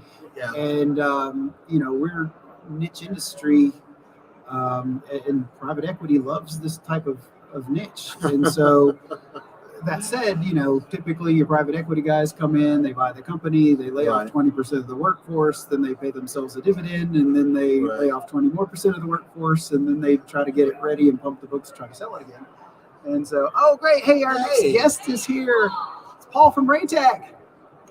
Hey, it's Paul from Protec. Hey, come on in. Come on. We got room for you here. Hey, Cody's gonna keep bringing us surprises throughout the day. This is awesome. So This is pretty cool. So yeah, here's Paul. We're gonna talk into the mic, so make sure you're up close. There we go. So Paul, we're actually live on Facebook, on YouTube, on our LinkedIn page right now. Very cool. And as we tell everybody, we're live at PowerTest 2022 50th anniversary. And so some of our equipment we have on display, of course, is Protec equipment. And we have a great relationship with you guys. We rent a lot of your equipment. So why don't you tell us a little bit about who you are and what you do? So Protec has been manufacturing test equipment in the United States for 25 years now. This is actually our 25th anniversary. We have 5 product lines: winding resistance, contact resistance, power factor, CT testing, and ratio, our bread and butter. We've started with ratio. This year at PowerTest, we were proud to introduce a combo unit that does winding resistance and ratio at the same time. Single hookup. A lot of people have been asking us to eliminate the need to go up and down the transformer to move the leads around. So now we have a single hookup to do both winding resistance and ratio. It does it all at once. We have dual current sources on that unit. So you can do up to 7.5 amps on the primary, up to 30 amps on the secondary. That will test everything up to about a 750 MVA GSU step-up transformer. So that pretty much covers everything that anyone in here is testing. Yeah, and it's got our 3-phase voltage source built in. So it'll also ratio phase shifters, which is very handy in the event that you run into that. Mm-hmm. So it's pretty cool. Yeah, got a lot of positive feedback. I'm sure Protec will have it in your rental fleet in no time. So it's available now? Yeah, we just introduced it. It is now available. It's already back ordered. Definitely. I mean, I'm not sure if you've been coming by the booth and everything, but we've been running a lot of these old video reels, interviews with our sales staff and everything. And I keep remembering Charlie, and I have to, kind of chime in and agree with his statement. He goes, because one of the questions that we asked the sales teams and everything was, well, what is one of your favorite products that we have in our inventory? And Charlie was like, well, I love the Protec. Well, why is that? It works. It's reliable. When it Yeah. goes out, I know I'm not going to have any problems. Everything's going to run smooth. That is one of the things we're well known for. Everything we sell has a 5-year warranty standard. That's, a reflection of how well our equipment is built. We do have 24/7 tech support with everything we've ever built. Everything we've ever built is still fully supported by Protec. We've never discontinued support, even on discontinued models. And I don't really care where you get your Protec. If you're in front of it and you need support, you call us, you're going to get it. You're going to get a person to answer the phone, and they're going to help you out. Well, being a field technician and having used it, one, definitely thank you for the combo set, because at 57 years old, going up and down that transformer, do it once, hook up, get your test done. We've actually we plugged you like 40 minutes ago too. We Did were you talking really? about that. Yeah. I mean, that it may sound simple to so many people out there, like, what's the big deal about that? No, It's a big deal. You get your old legs and your middle-aged bellies up and down that transformer, you will appreciate it too. It's a safety component involved. If the less times you have to go up, the safer you are. The less times you need to make and disconnect test leads, the safer you are. So these are all very important components. But and also being a user, the other compliment I will definitely throw out to your product line: intuitive user interfaces. First time pick it up, grab it out of the box, and I just turn it on. And I just, after about 30 seconds to a minute or so, just pushing a couple of buttons, going through it. It's just very intuitive. I would love to be able to comment on the quality of your instruction manuals, but I guess I just did, because I've never had to use one of your instruction manuals. Yeah. That's how intuitive the product has always been. That's great. Yeah, we have a great demo of the Mark III, I think, online on our YouTube site that Brett did a really good job. That was cool. So I know. So we saw you last night at the new product. The new product. Yes. And you handled Ron quite well. You did. You did a very good job handling Ron. He harassed you less, I think, than some other people, but he's still biting pretty good. It's been a while. I've been doing this a long, long time. Ron he makes that an enjoyable experience for the audience, which is the objective, is it not? That's why we're here. We're here to present to the audience, and you need to keep their attention.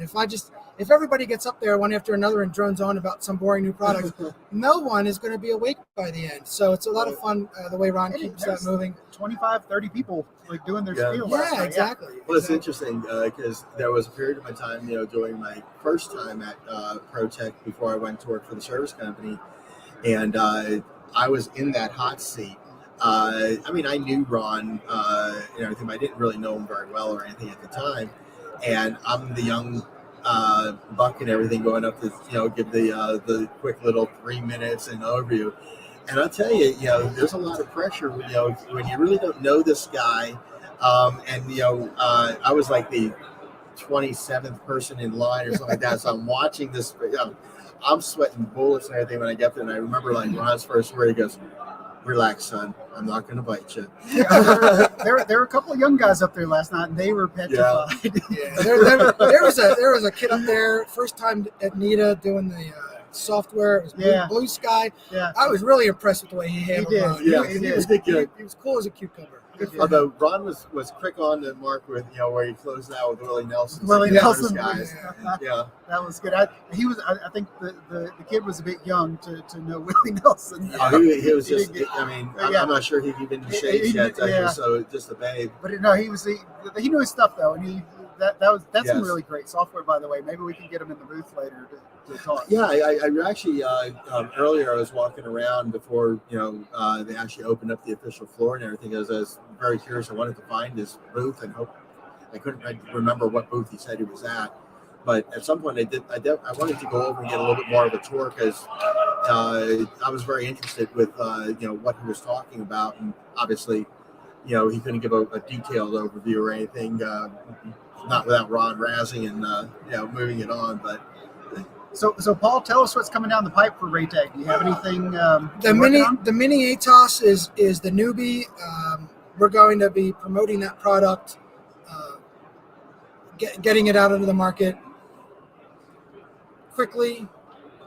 I got to tell you, a lot of people were asking us for this for a long, long time, and we've already gotten quite a few orders. So production's going to be tough to keep up with, but we'll do our best.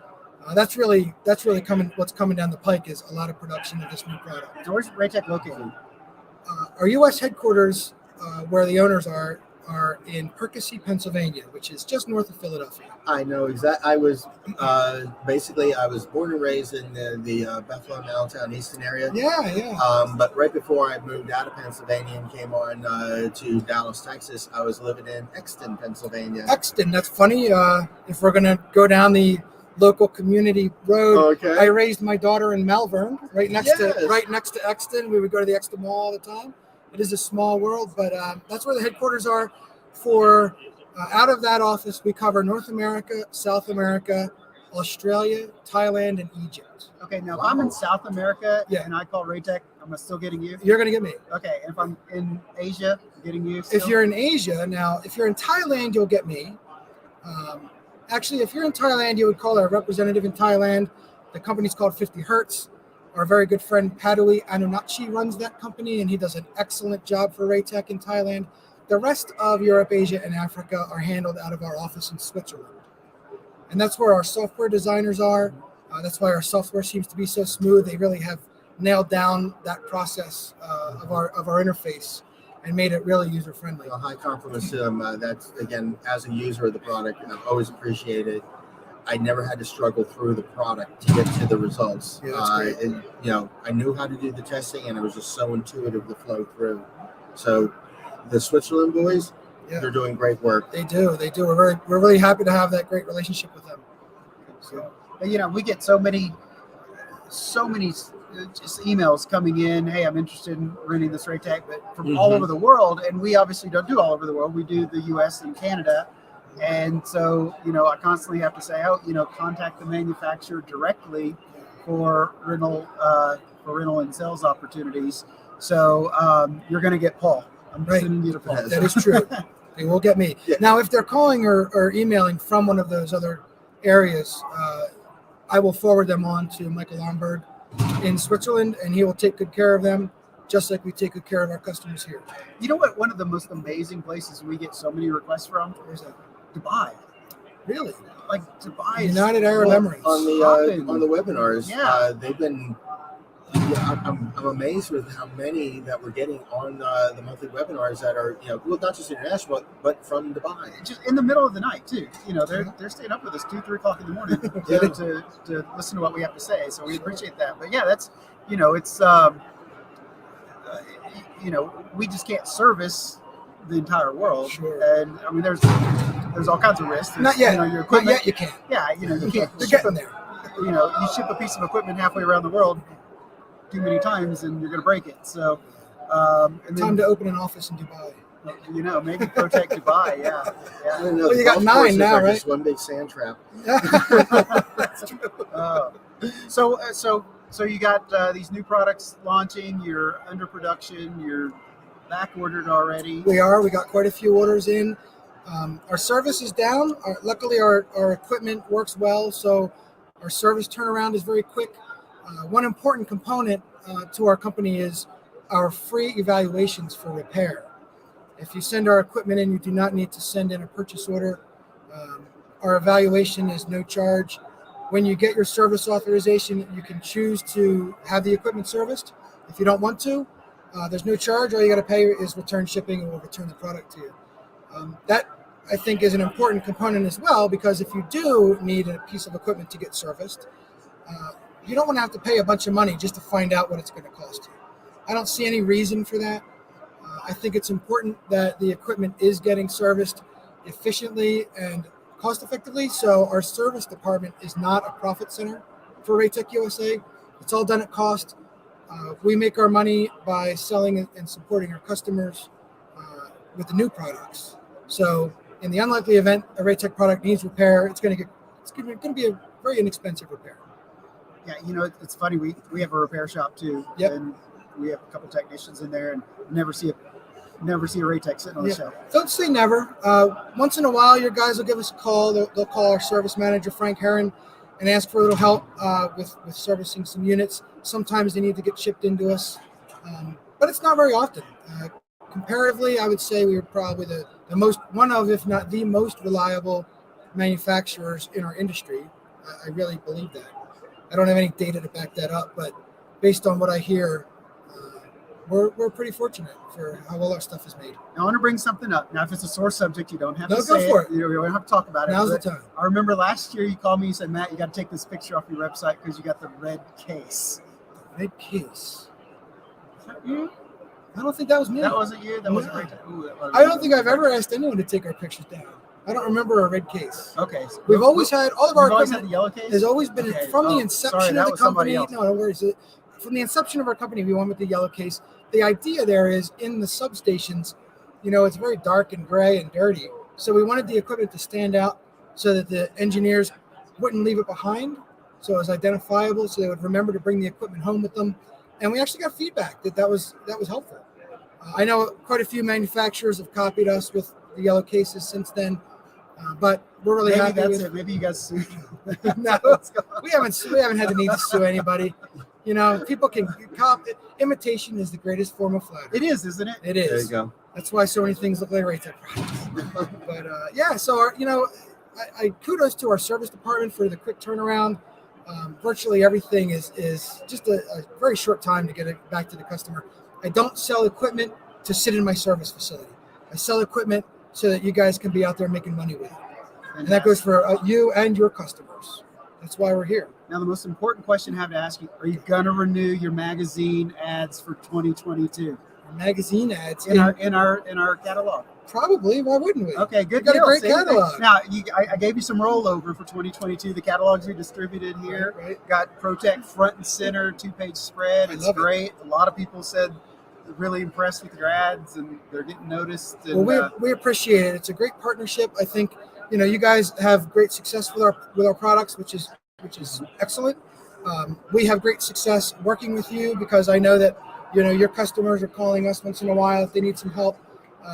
It saves you from having to utilize your people to support our customers or our products rather. So I think that's helpful for both of us because then we get to know everybody in the industry, which is also helpful. so, if anybody wants to go to your website, what's your web address? www.raytechusa.com will get to our website. And of course, our phone number is 484. Where's my phone number? He's looking at his card. Like Our you don't main know number anything. is 267-404-2676. You can always get me on my cell phone. I'm going to put my cell phone out on your podcast. Nice. 610-864-7875. That will get you to me directly, and I am always happy to help anyone with a Raytech product. Fantastic. All right. Paul from Raytech, everybody, thank you for coming by. Guys, Enjoy always a seeing you. I really as always. appreciate what you guys are doing. Good. This is so much fun. We're having a great time. We're almost an hour and a half into our podcast now. Oh my Thanks, goodness. guys. We're having a good Thank you. time. Take care. We're having a good time. Paul with Raytech. We've known Paul for quite a long time. It's an amazing individual. I mean, Yeah. and he's so humble when he talks about, when you call, you're going to get me. I mean, I've been in that role where you offer 24/7 support and everything like that. And yes, you do get calls at 3:00 on a Sunday morning and so forth. And just such a humble gentleman. It's like, yeah, that's what I do. And you're calling people that know what they're doing. You're not calling somebody that's let me get this guy to call you back. Right. Paul's gonna deal with your problem immediately. Right. One call, he's got it. I mean, even if he has to do a little research or, dig around to get to the solution, you don't have to be burdened by it. You just wait for his return call, problem's going to be solved. So, yeah, but I just loved how humble he was with, such a huge service like that. It's like, yeah, if you call, you'll be talking to me. Their equipment's really pretty too. I like the box. And a couple people do yellow, but really stands out. And just you open it, and like you said, like you can it's very intuitive, but it's very classic looking too. It's very classic looking. No, it definitely has nice style and everything to it. Again, being out in the field and stuff like that, I'm all about the functionality and the little things. And the user interface definitely is something that I've always appreciated in their design. It's packed with a lot of high-end features, but the interface is quite easy to navigate through and how to activate and use. The other, I'll give them good compliments on their accessories. I love their different test lead options and stuff like that. The overall packaging and ergonomics, it works very well for me when I'm out in the field. And I mean, when you're going out there at a client site, you got enough to worry about. You don't want to be worrying about things like test leads and, are they designed properly to hook up and do the job right? You don't want to be struggling with your equipment. You want to be focused on your task, getting the testing done, getting the reports and everything. And they do a very fine job in their product line of, you don't have to battle their equipment to do your job. Yeah, it's great. So I think we'll have some more manufacturers on pretty soon. I think Doble's right over there. I'm looking at their trade show booth. I think we'll have somebody on from Doble here shortly. Maybe somebody from Megger will swing by as well. Well, last night as we were walking around the hospitalities, several of the Megger people, definitely expressed the interest in, told us that they were going to be coming by and saying hi. I think we just need to go send a runner over to their booth and let them know that we are up and running live, because hey, let's face it, we're on an active live trade show booth. These we are individuals live. that are coming to this visit isn't us recorded. This is live. Yeah, these individuals, vendors that are coming to visit us, they're working booths right now. So it's sort of like you're talking about our videos. Hey, they just got off of a technical conversation and took the time out of their trade show to come on over and sit with us. So very appreciative. Yeah, absolutely. Hey, I want to get into something about back to Protec a little bit. We've been a rental company since 2004.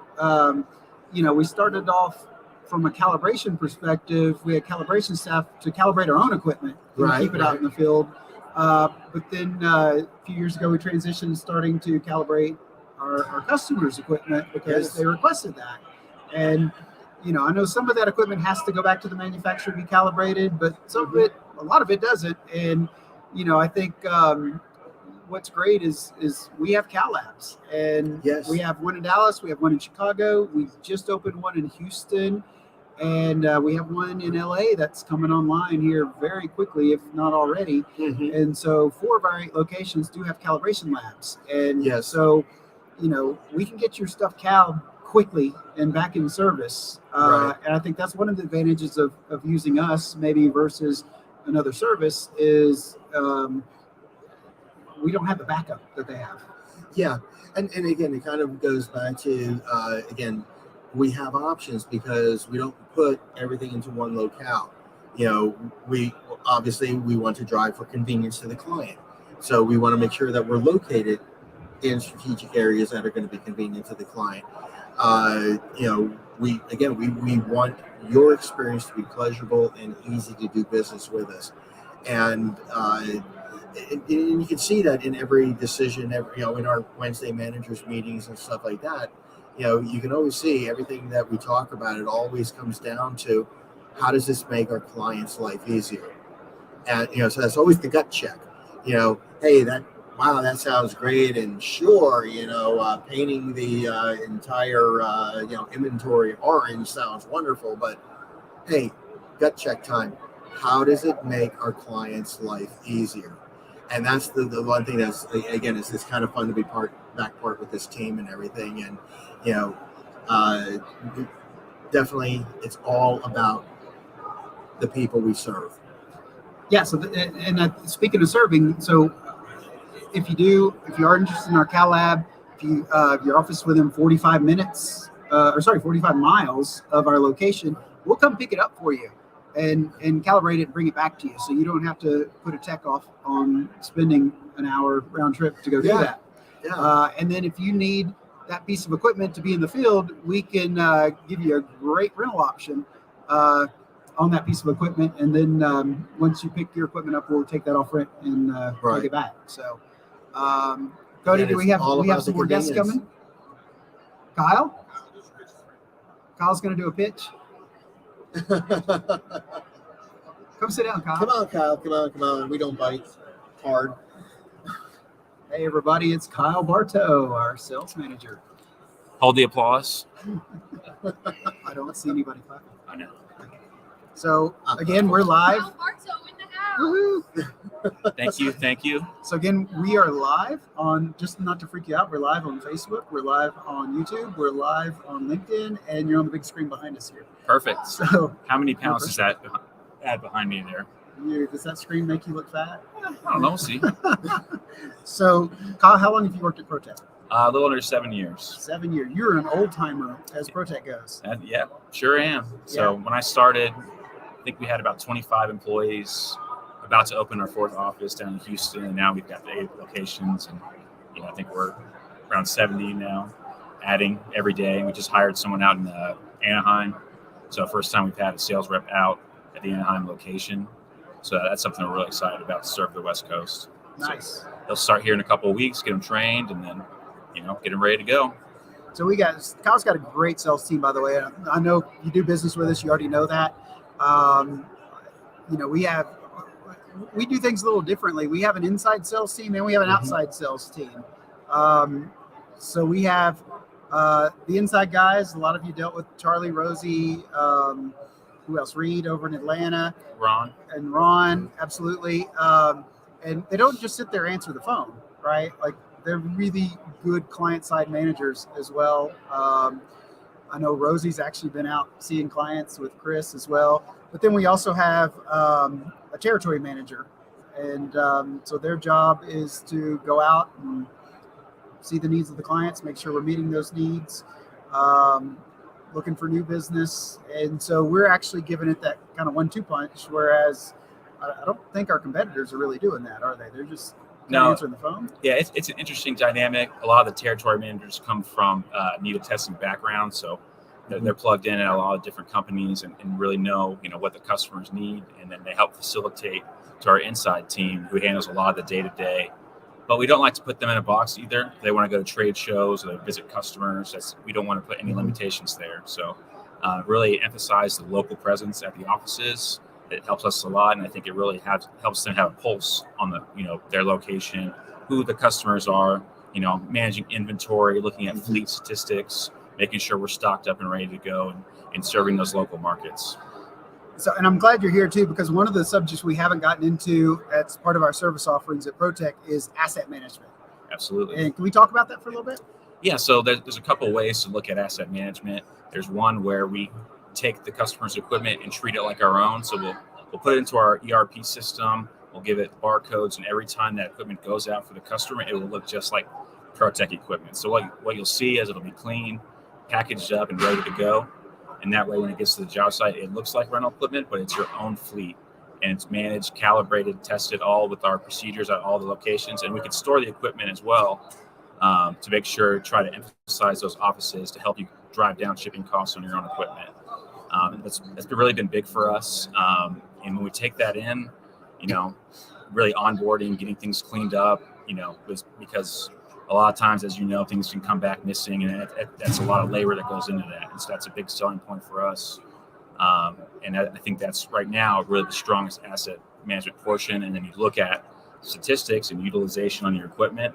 So you might have, let's just say, 80 kV DC high pot that you've had in your fleet for a couple of years, and you look at the utilization, and Protec provides reports, and you look at that report and you're not seeing you're using it.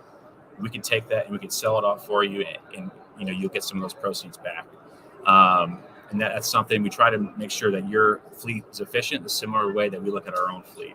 And that's what makes it a smooth transition for us, because we treat it just like our own equipment. So you're reporting to our clients on their fleet utilization. Yep, absolutely. Monthly reports, quarterly, we can be a little flexible on the timing of it, and then at the end of the year, we do a fleet grading system where we go through each one and, give them grades. And then that way you can look at it and decide, okay, how old is this unit? Should we sell this off and buy a new one? Should we sell it off and not buy a new one? Should we look at a different brand? So there's a lot of little things. You see the data, but you have to go beyond that data to really get the most out of it. And we've done it for a long time, so it makes it really easy when we look at our customers' fleet. And also there's opportunities sometimes to really, if a customer is wanting to, we can re-rent their equipment, which will help drive down costs of an asset management program. So by re-rent, you mean Protec has a client who needs that piece of equipment, but it's our client's piece of equipment Correct. in stock that we can then rent to them, almost like a sub rental if you think about Yeah, it. absolutely. And so we're taking a cut of that. We're also paying our client a good chunk of that back. So they're hedging the cost of that equipment as it sits on the shelf. Correct. And we'll do that, especially local offices, but we'll reach out if there's a point of contact, say, hey, we would like to sub-rent this or re-rent this to a customer. Is that okay? Making sure that there's not any jobs coming up that you might need that, but we also make sure we're not taking the last of anything. And it helps drive down any cost for the program. I think it's a real shared benefit. We can do it to where we don't do that, but it's really up to the customer if they want to do that. But we're comfortable doing it because, one, we treat it like our own equipment, so we know it's going out and working. It's been calibrated, tested, cleaned. So that gives the customer a good sense, that it's going to get there in working condition. Well, that's it, isn't it? I mean, you have, customers who they have so much equipment that they're not quite sure what they have or where it's at, right? They know using our service, they know where it's at. It's at Protec. It gets shipped out. It gets back. They have a tracking system available for that. And then number two, we're checking it. We're cleaning it. If something's broken on it, we address that. That's something they don't have to worry about. Absolutely. As many people know, that can be quite the process, dealing with repairs, RMAs on your own equipment. We do all of that for the customer, just like we do ours, and send it off, track the repairs. And we also look at cost of ownership. If you have a certain unit that you've been dumping repair costs into, we'll look at that at the end of the year as well and say, hey, you spent X amount of dollars. This is the value of the overall unit. I wouldn't replace this, or, I would just buy a new unit and just kind of cut your losses on it. But those are all different factors we can look at to get a true cost of ownership. Like you said, they could have, equipment on the shelf that's there. And, how often do they actually use it? And we can look at all of that, and it really helps. Having most efficient, using your CapEx, getting most bang for your buck. And we can store it in multiple locations too, not just in Dallas, where Correct. our main headquarters is located. We got, like we talked about before, 8 locations. So if they need it stationed out of New York or out of Atlanta, like it's more geographically desirable for them, we can put it in any location. Right. So if there's a big project or a data center out on West Coast or Northeast, and you're constantly running equipment, and your fleet's up there, you can keep it in rotation up there as well. Really, if you have big projects going on, or really what makes the most sense, and we can look at certain analytics that say, okay, you've shipped from here, it goes to this job site more often, so we're going to store this piece here to make sure it makes sense, because ultimately what we want to do is drive down the cost, and shipping or and equipment overall. I think that's a big plus with the local locations. Yeah, I'm glad we're getting a chance to talk about this. It's on my agenda today to talk about. I'm glad you sat down at this point where we can talk about it, because you're kind of the main person on this program. Yeah, it's a lot of fun. You install a new program and see it succeed, and we have room to add more.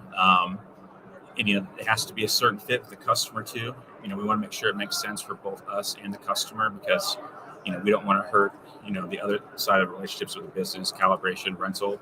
If it's a situation where it doesn't make sense, and it's happened several times, we'll just tell the customer this is not a fit. We still love your rental business and they keep using us, but we don't want to put a program that's going to hurt that relationship overall. So if we're putting in a program, we're very confident in that with the customer, that everything's a fit.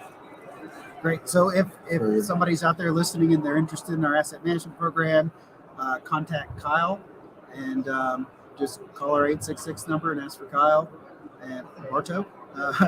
It's me. Kyle Costenbader sitting over there. Yeah, don't ask for him. He doesn't know anything about it. We can put him to work too. It's fine. Right. So that's great. So get in contact with Kyle if you're interested in our asset management program.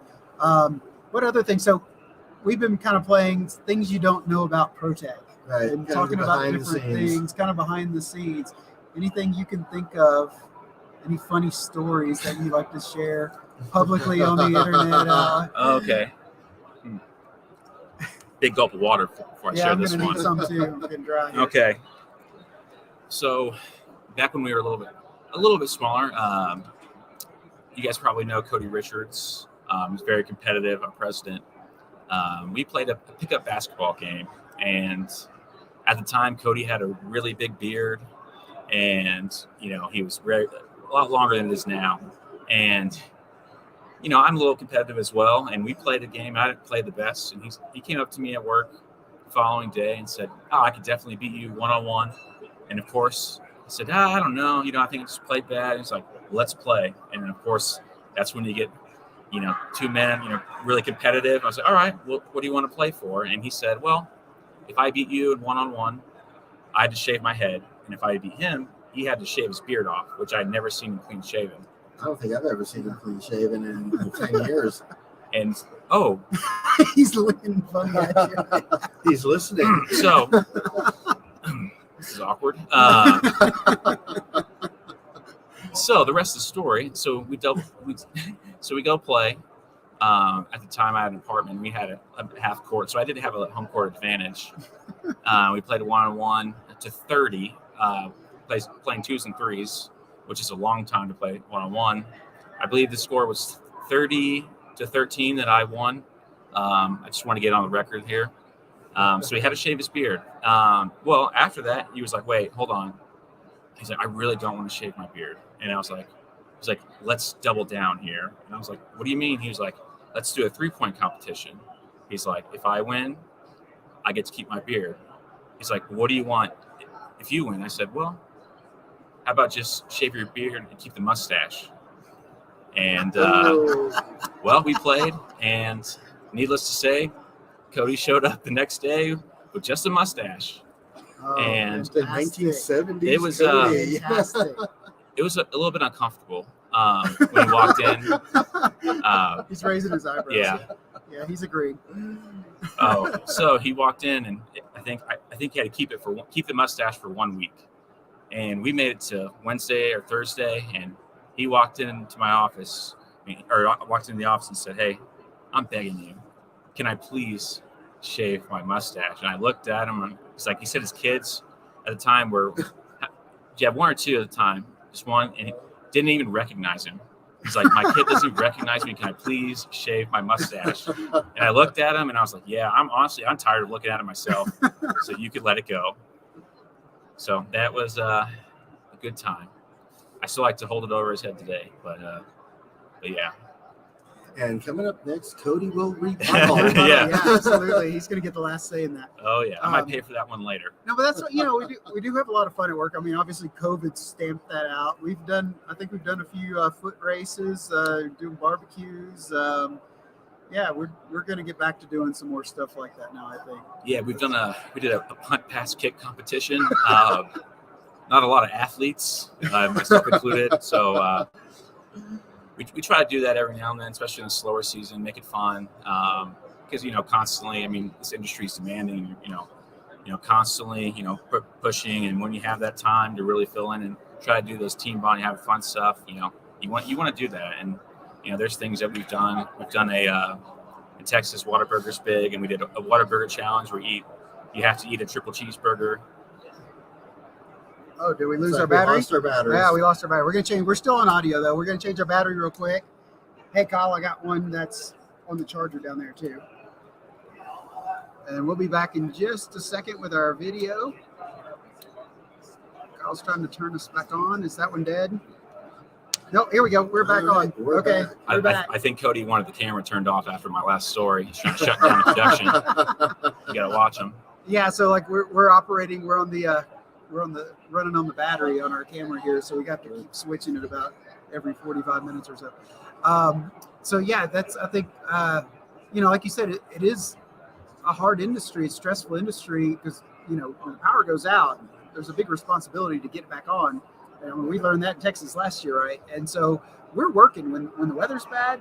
We're all behind the scenes working, and I don't know that people realize that, but there's guys out, Encore's out fixing lines. We're out getting test equipment out to the people that need it. So tornado, rain, storm, whatever, we're like the postman. We're out there delivering. Yeah, absolutely. Especially having multiple locations, with equipment stocked in each one. Sometimes snow or ice can shut down certain locations, and that's a real advantage that we have to be able to ship from a different office. Because that can be a headache. Or, then you're trying to get things out that are hot shot or really whatever it takes, but having different offices makes it a lot smoother transition for us. It makes it easier, and then we also have flexibility on time that we ship out. With us being on the West Coast, we can also ship out later in the day, so that really helps us as well for any late orders that come in. I mean, really, if our customers are working, we're working. And that's something I think we take a lot of pride in. The people that do well in these roles are the ones that really like taking care of people and get satisfaction of helping. And I think that's something that is a core value to Protec overall. And I think that's what helps us be good at what we do. And no matter what the time is, if it's during the trade show, getting calls or but it's a very tight knit industry, and I think everyone helping each other really makes it fun. Some people might not see it as fun, but we enjoy it, and being able to help our customers that we enjoy being around too, because they're a lot of fun here as well. But yeah, I mean it's really it's what we take pride in doing. Yeah, and we have 2 open positions actually right now that we're looking for. So if you're listening out there watching and you think you'd be a good fit with Protec, we're hiring a West Coast territory manager, and we're hiring a Northeast territory manager. So if you're based out in the Los Angeles area, you're based up in the New York area, if you're interested, yeah, definitely get in touch with us. Send us your resume. I'll also have an open position in the Northeast, covering our Northeast region for inside sales as well. And that's something we'd like to fill soon. Get our presence up there and running. Great. So if you're in the industry and you're in sales, or if you're tech who's interested in looking at sales, give us a call. Good. Okay, Kyle, really appreciate your time. Absolutely. And thanks for the story. We're going to give Cody a chance to rebut that story here in a little bit. I should probably run. I need to get out of here. Yeah, Cody's welcome to join us if he shaves the beard and comes on with mustache only. Yeah, absolutely. Yeah, that'd be great. Okay, thanks, Kyle Bartow. I'll send out pictures of Cody with the mustache for rentals. We got to get the posted before we close broadcast. Got to show that. That's right. So we've been talking to Kyle Bartow, who is our sales manager for Protec, and really appreciate that. Hey, so I think we also have another vendor guest. Do we have another waiting in the room? Okay. Yeah. Are you ready? They're all looking around like, who? Okay, he'll be joining us just momentarily. Okay. Yeah, just a minute. Yeah. So we have. What do we got there? Got one of our dear friends from the Megger is going to be coming joining us. Awesome. And we're going to be putting him on a hot spot because, earlier we were talking about some different trends and everything that we're kind of seeing evolving here at the show. You want to come in, Cody? You want to sit in? Oh, we got 2 Megger guys? Okay, yeah. Okay. So Tom's going to stay. Oh, okay. I'll stay and and then I'm going to take a quick break while Tom can go stretch your legs. And these are my old buddies from back in the days that I worked at Megger, so I'll handle them. Awesome, great. Okay, so I'll see you guys in a little bit, and Megger's coming up shortly. Sounds good. All right, looks like we lost video. Are we changing batteries, taking an overall break?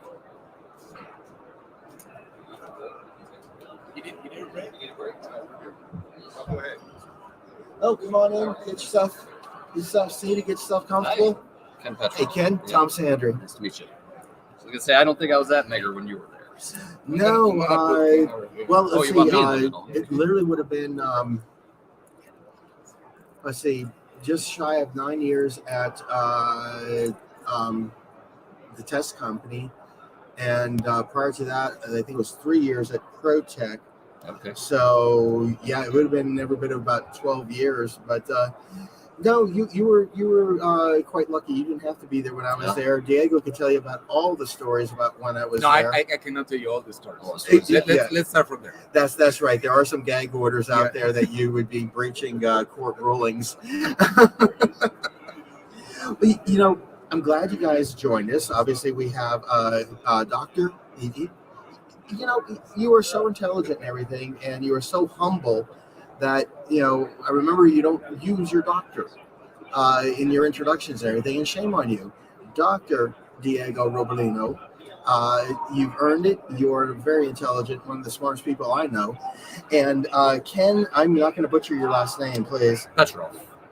I could have done that. Yes. Petrov. It's one of those, a little bit tricky. You look at it, it's like, all right, Yeah, I get Petrov a lot, Petrov. So no, it's Petrov. Very good. I'm glad you guys came over because Matt and I were talking a little bit earlier. And talking about some of the new product discussions, we were talking about some of the different papers, or just walking around in general on some of the new technologies, new areas of interest and everything. So I'm going to kind of put you a little bit on the spot here at the moment. Tell me more about this 1 hertz revolution that I've been hearing about, whether it been like, in the different application articles or whatever. What is this all about? Well, there's a lot to talk about it, Tom.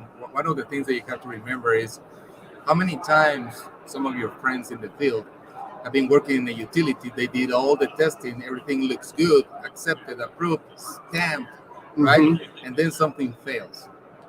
Right? So that has happened. And questions like that came to us. And we started looking into, okay, where can we look into something else? And the experience that we have with dielectric frequency response, looking into frequencies go beyond 60 hertz by far, right? Help us to understand that there's other frequencies that could be very helpful. And not to minimize the importance of 60 hertz, right? Mm-hmm. But what else can we do? If for whatever reason, it's like, you try to stand on 1 foot, right? And try to keep your balance. Mm-hmm. Can you always do that? Yeah, maybe yes, maybe no, but I'm getting better at my yoga. we all try, right, to practice some yoga. But the idea is, don't you feel better standing on both your feet, right? Definitely more secure platform. So exactly the same thing. So 1 hertz has given us the ability to have something else to consider at the same time without changing any connections, without changing anything. On our power factor testing, you do your line frequency test, 60 hertz, 50 hertz, but you also look into 1 hertz, right? And I'm going to let Ken also to well, not to jump too far ahead and everything, but, so DFR is linked in with this whole 1 hertz revolution that we're hearing about. Okay, well, I'm going to make it one more complex and everything, because in some of my readings now, I'm somewhat familiar with DFR, and hopefully you can, shed a little bit more light on the subject matter. But now I'm also hearing another phrase, narrowband DFR. Sure. So DFR, what we've seen through all of our work is that it can tell you the exact moisture content in paper or your oil conductivity, but it does tend to be a longer test. And narrowband DFR is a subset of the overall DFR spectrum, and it's something that's been available in our products for quite some time. But what we found is that when we display that narrowband DFR graph, it's hard to interpret. People don't know what the different bumps mean, if things go up at the end or up at the front. How do I interpret that? So what we've done is we've just tried to simplify that curve and just look at one frequency, that being the 1 hertz. And what we've seen is that when those values start to trend up, that points us in the direction where, hey, maybe that's where we want to start doing our DFR test. So rather than spending the time on all 8 bushings to do DFR, maybe we only do it on the one that looks like it's having a problem. And again, it's not meant to replace what you're doing with line frequency testing today, but it's a supplement. It's using the same piece of power factor equipment. You still get your 10 kV capabilities. You can do your 10 kV excitation, but using the same connection, same test equipment, pre-configured software, it automatically runs the test for you and then analyzes that 1 hertz result to either confirm good measurements, validate bad measurements, or detect problems that look good at line frequency. Now, you touched very briefly, and kind of like you elaborate a little bit, because I in my familiarity and in the readings and attending Dr. Diego's presentations and everything, you mentioned moisture content. One of the big significant values of this style of testing is to determine moisture content. Well, if I just run a standard power factor test, that kind of implies that there's moisture somewhere in the asset, right? So where does this benefit me greater than that? Right, but you said something very important right now. It kind of implies that there's contamination. It kind of implies that there's moisture. It kind of implies that there's something wrong, right? And that's where you step out of that kind of, and you determine what's going on really with DFR. So with dielectric frequency response, right, you look at the entire spectrum, typically between 1 millihertz and 1 kilohertz, and you can define properly if your problem is with the solid insulation moisture Okay. or with the liquid insulation, the conductivity of the liquid insulation. Basically, that's what makes the magic of DFR. But we need certain amount of information to do a good understanding to match against the model. When we go into the narrow band, so think about this. We go full DFR spectrum, 1 millihertz, 1 kilohertz. Now Okay. we go narrow band DFR. And why did we select 1 hertz to 500 hertz? That is the interesting question, because it's a unique capability that the hardware of our equipment has. So we can measure that because of the hardware and the firmware and everything that we have in the software that allows us to do. But what is giving you, like Ken just mentioned, right? It's not just to look at the graph. A graph, now there's not a modeling thing behind it, right? Okay. You cannot use the same modeling that you use for full DFR. You cannot determine the moisture based on the narrow band. What you can analyze now is, for example, if you have 3 bushings, right, and you can do the narrow band, well, you can compare those 3. Perfect. So there's a graphical interpretation based on a comparative analysis, based on construction, because there are 3 bushings of the same transformer. Right. Now, on the other hand, it allows us to go through this spectrum and select any frequency. It doesn't have to be 1 hertz. It doesn't have to be 2 hertz. We can select any frequency and do a proper temperature correction. What is one of the biggest problems that you have in the field with power factor testing? You never test at 20 degrees C. Yeah, exactly. You always have to put in. But you need to correct, corrections. Yeah. your power factor value to 20 C in order to look into the trending analysis. Exactly. What is the problem that we have been facing? Many customers come with that question, right? Yeah, they don't really know what the temperature is, number one. But if you look in the standards, it even says that the temperature correction tables do not fit every asset. So how do you get a proper temperature correction? Right. How do you get a proper correction? And the way that you do that is through this individual temperature correction, which, when it comes down to it, is just measuring at a different frequency than the one that you are currently measuring at to correct back to 20 degrees C. So if it was 30 degrees C out and you were trying to correct for 60 hertz, you would measure, I don't know, somewhere in the range of 200 to 300 hertz. And that would give you the equivalent temperature of 60 hertz at 20 degrees C. And so we can apply that to any point in that 1 to 505 hertz sweep and give you the corrected result. And it's the only way to correct for frequencies other than 50 or 60 hertz. Right. So when you measure at 1 hertz, we can give you that correction for 1 hertz at a specific frequency. Now, correct me if I'm wrong, because I'm kind of going back, PowerTest of 2020, I think it was, up in Chicago. And I think I was possibly a moderator. You were one of the panelists discussing new emerging technologies and so forth. Matter of fact, one of your other mega friends was there talking about the DAC and some of the movement forwards in the cable testing, and you were covering the subject matter. And one of the other items I found very, very fascinating at the time was you were talking about the modeling of the various materials to where not only, as we confirmed, if I just do a conventional power factor test, it seems to imply, and there might be some moisture in there.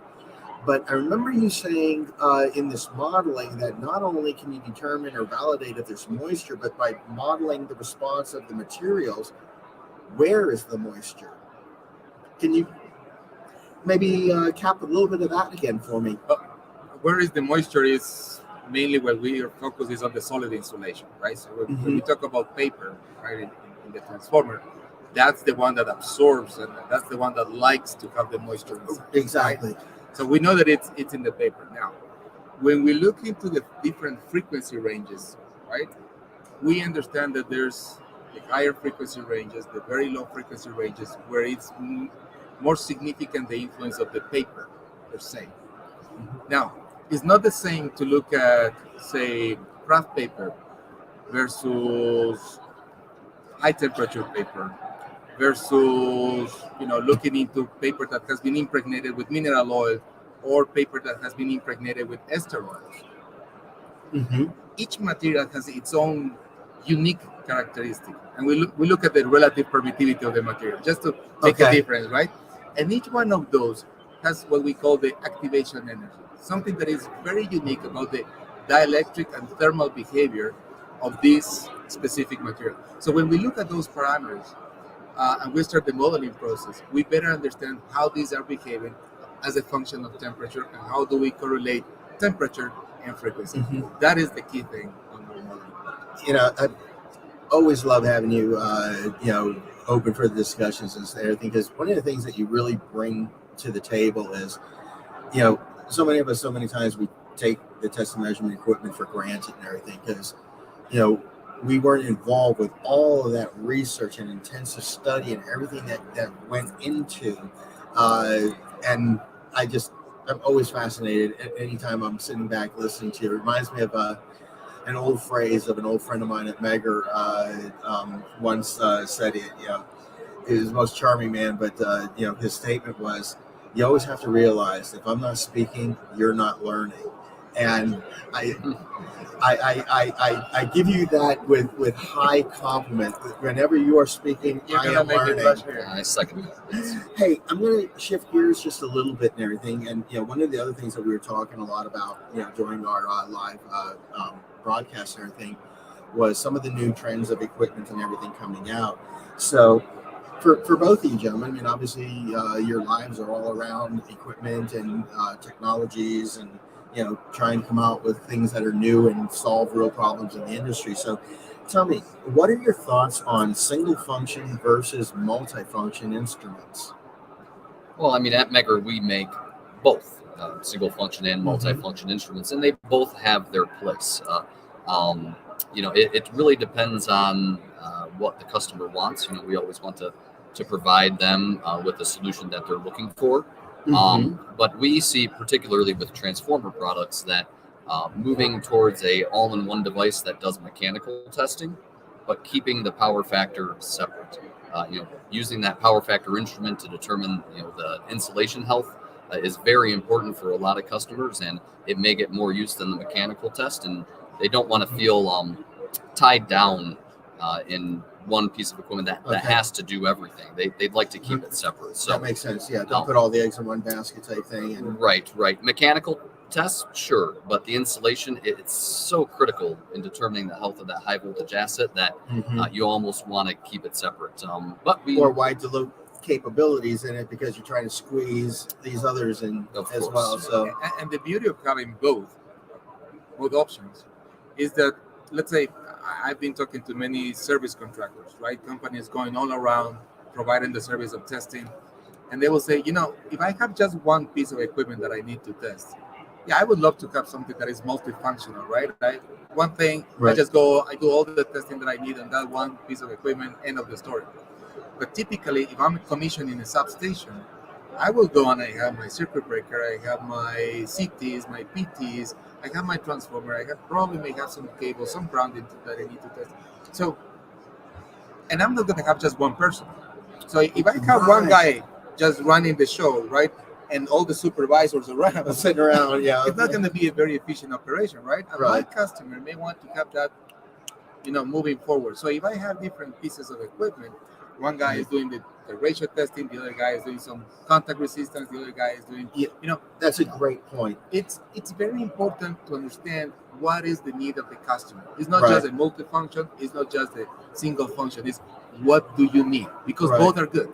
Yeah, both have a place, and you hit a really good area in that. I really appreciate that because working in like a shop environment,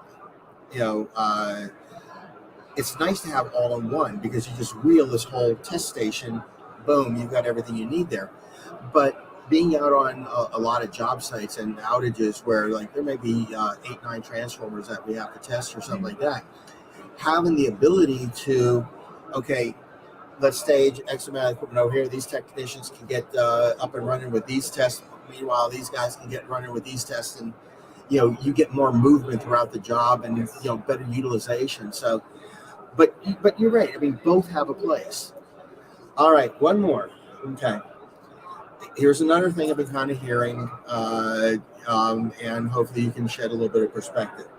What is the difference between a step up and a step down ratio measurement?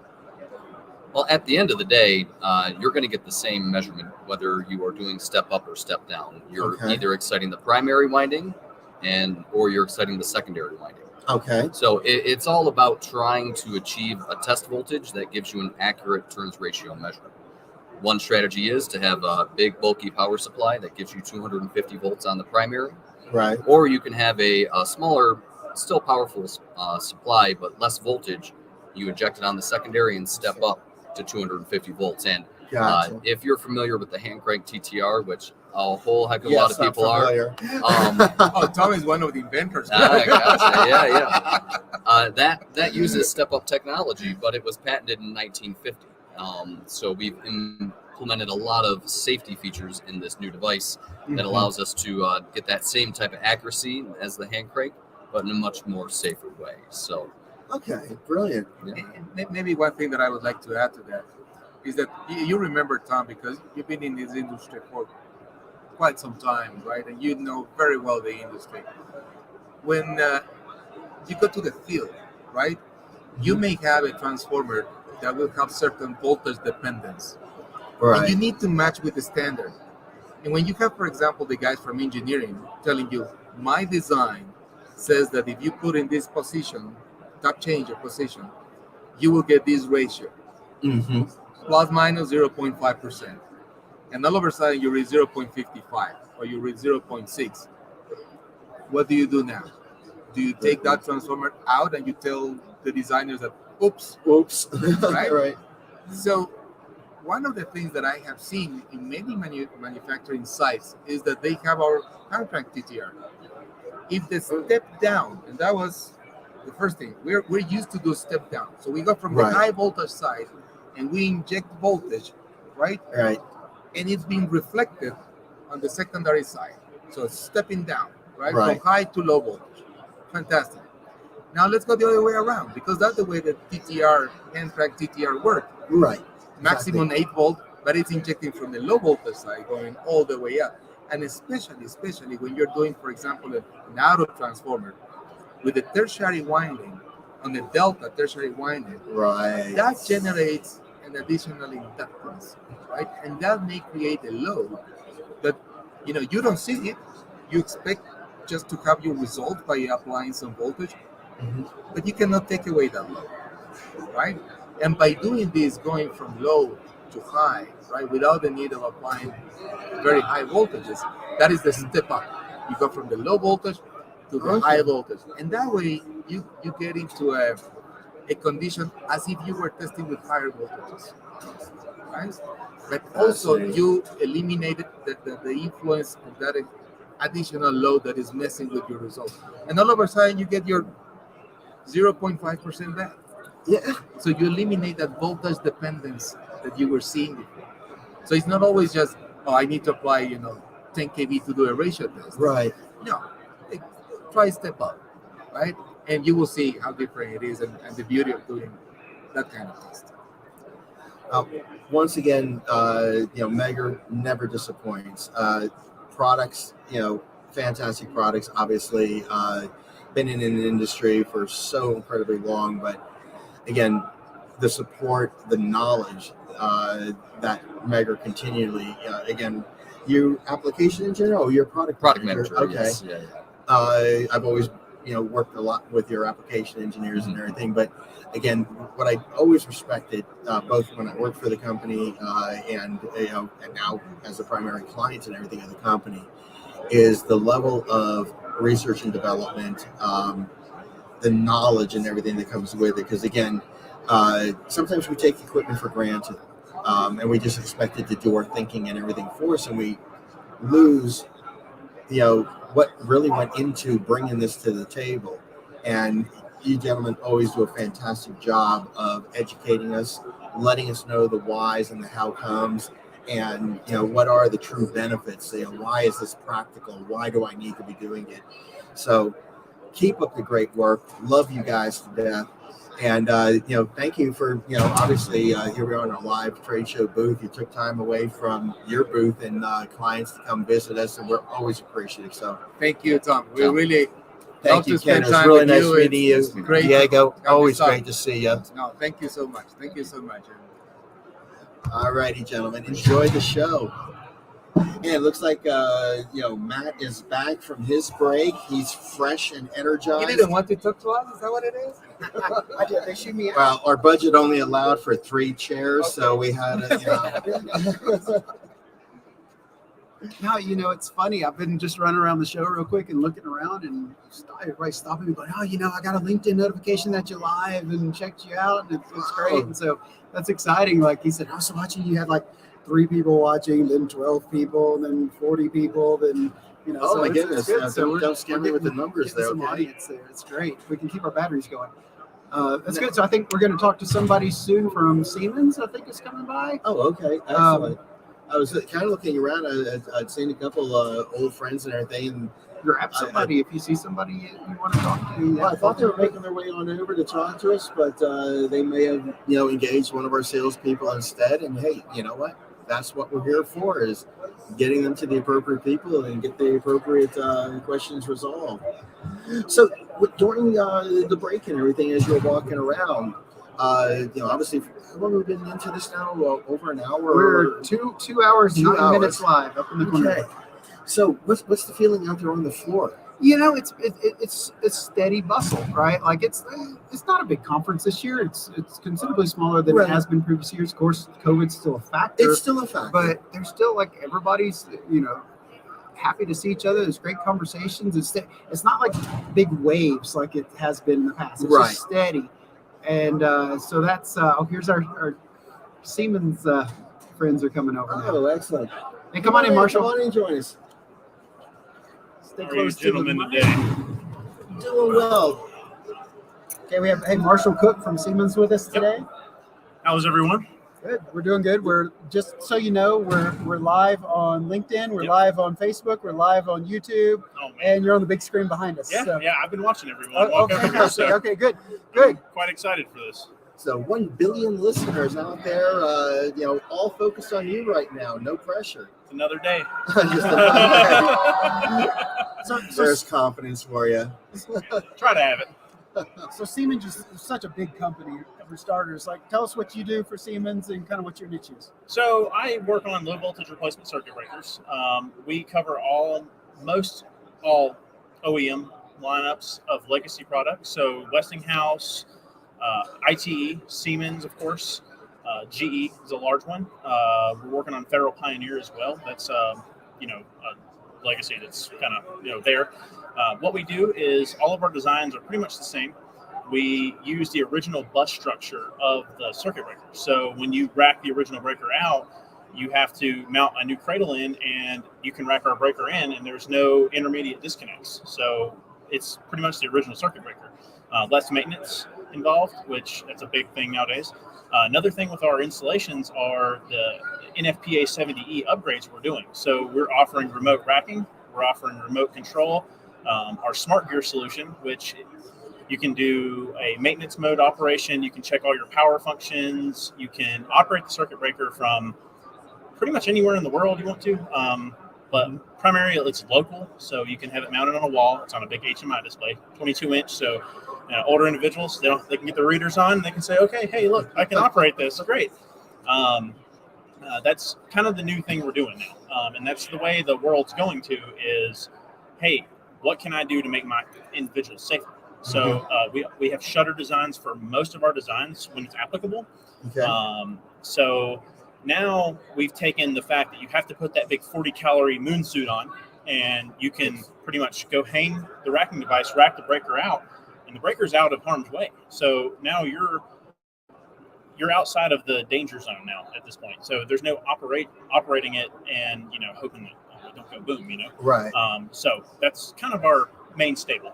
We want to take old 1950s vintage, 60s vintage, where blue jeans and a cotton shirt was the thing. Was the thing at the time, yeah. Exactly, and we want to take that and we want to turn that into a more productive method to make safety a thing. Well, I mean, definitely you mentioned the 70, and I know, definitely back in the 2018 revision and everything, we really start to see a lot of focus and everything, and an entire appendix appear, about safe by design. Exactly. And it really, when doing risk analysis and everything, it really opened up a whole new perspective where it was not so much just the black and the whites and everything on the risk assessments, but now looking at, well, what is the likelihoods and the probabilities, particularly, are these the new safe by design types, and how does that affect how we're going to operate and work? So I love companies that are just trending forward and everything on that. Remote racking, big fan for a long time. I mean, if I have a choice of being in the line of fire and directly in front, or working in control, I'm going for the substitution, and I'm going to substitute for a much safer technique. Is an arc flash possible? Well, yeah, if the equipment is impaired or something, yes, but my life is preserved. We're only dealing with hardware now. I started in the field with Siemens. That was my first job, was working in the field service, and I watched arc flash happen, and 10 feet from me, and it scared me from that day forward. That was the learn. There's people in this room, field service individuals, that have only seen it in a controlled environment, or the YouTube videos. Videos, exactly, and their safety training. But when you experience it, it changes your life forever. And at that point, when I started selling this product, I'm really big on it. Hey, you're going to get remote racking. If you don't want it, fine, but I'm trying to push it forward. You really want this. I'm paying it forward pretty much. I had a safety guy tell me one time, back to mentioning a couple things. He told me one time, it's not if, it's when the sun's going to burn out. So for an arc flash, it's the same thing. It's not if, it's when it's going to happen. And we can maintenance everything, 100%, keep it up to par. It's going to be that one day that something comes apart, or a bolt drops, or some maintenance guy that you didn't exactly, that 1 year wasn't there, leaves a tool in there. I found a hammer in some switchgear one time, and it had more dust on it. I was like, this has been here since it was commissioned. It didn't have my initials on it. No. I was missing one on this one job. Yeah, I pulled it out and I set it there, and I said, this isn't anybody's era. This stuff was put in the 60s. It's probably been there since then. So. No, I appreciate when you said that you witnessed live, an arc flash and everything, because I've been teaching the qualified electrical worker safety class, 7E arc flash safety class, for a period of time now, and one of the areas that I get into is when we're talking about the hazards of electricity. We talk about obviously the electrical shock. Well, electrical shock, what form of energy is that? Well, it's current entering and traveling through your body.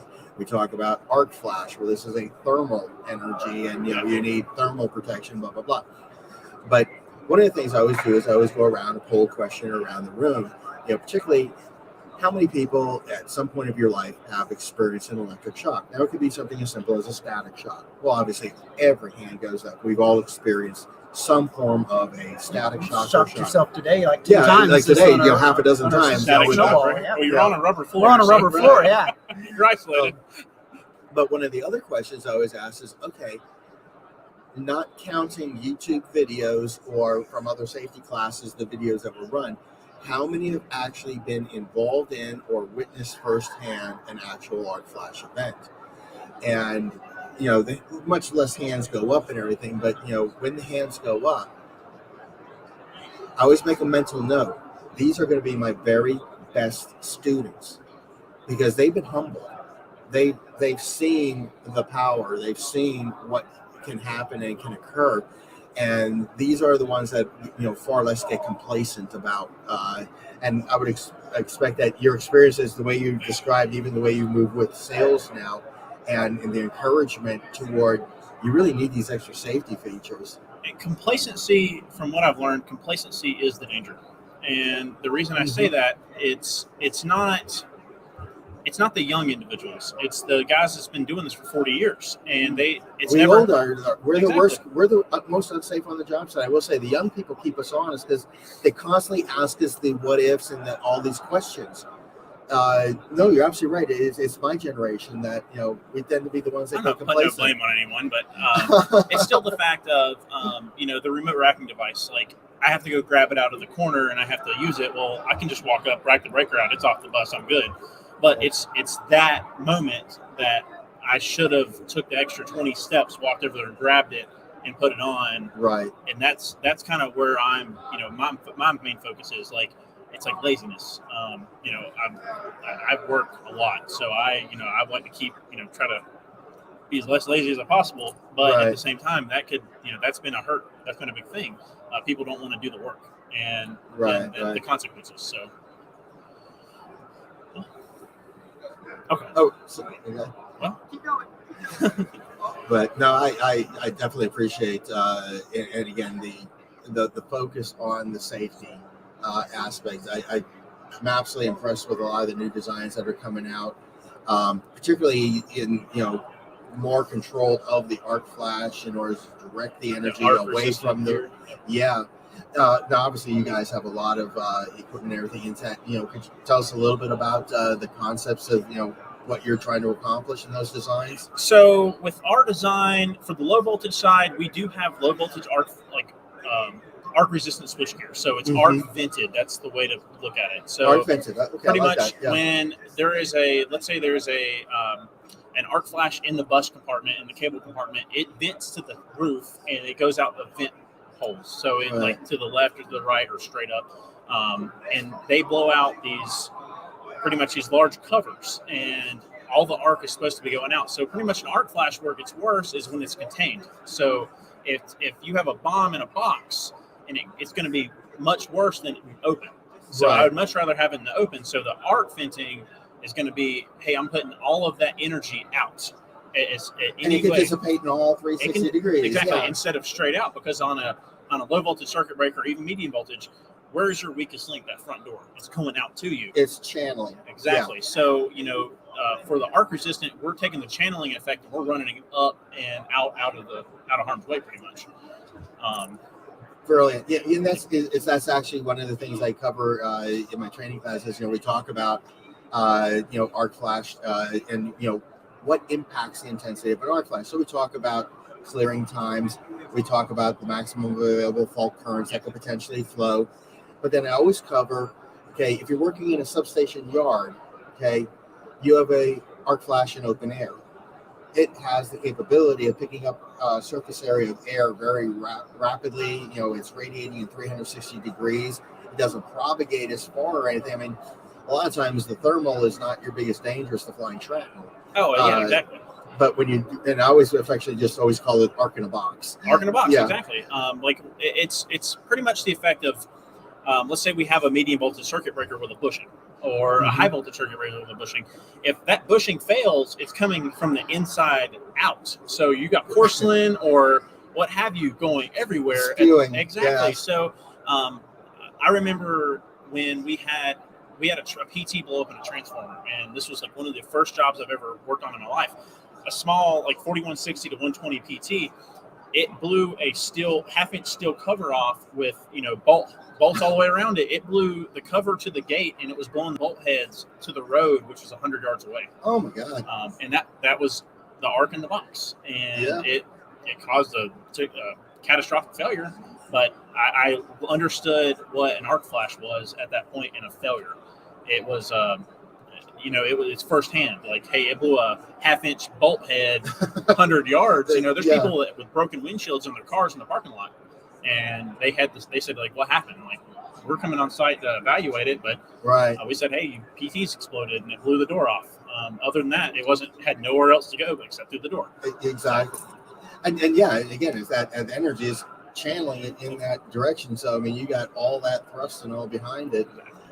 But that was an absolute pleasure talking with you, Marshall. Any other surprising or new interesting things coming out from Siemens? So right now we're working on MCC replacement buckets for the GE and ITE series, and our legacy Siemens buckets. So we're working on a complete replacement for those. We also, this is not new, this has been going on since the 80s. We have our roll-in medium voltage replacement circuit breakers, or vacuum instead of air. Okay. So you can rack the original air breaker out and rack a new vacuum breaker right into its place. No modification, no door chain, nothing.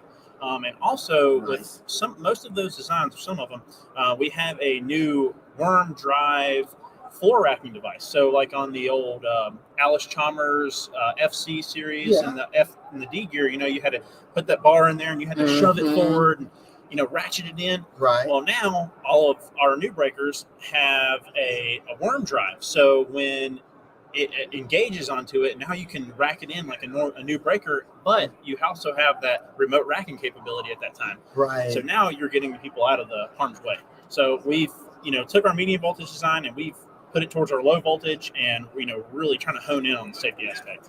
I tell you, major compliments and kudos. Everything that you guys do at the OEMs to keep our brothers in the field safe. Absolutely. You're our heroes. So if anybody has any questions, I'm Marshall Cook with Siemens, and I do low voltage replacement circuit breakers. So siemens.com/low voltage replacement. Good meeting you. Great meeting Tom? you. Great to meet you, Marshall. Nice, man. Thank you so much, gentlemen. Okay, thanks to Marshall and Siemens, another great partner with Protec. Yes. Really, there's so many great companies here. I There wish we could really interview everybody. Actually, Well, again, some of the things, obviously, you've known me for several months and everything now, and you know how big I am on electrical safety.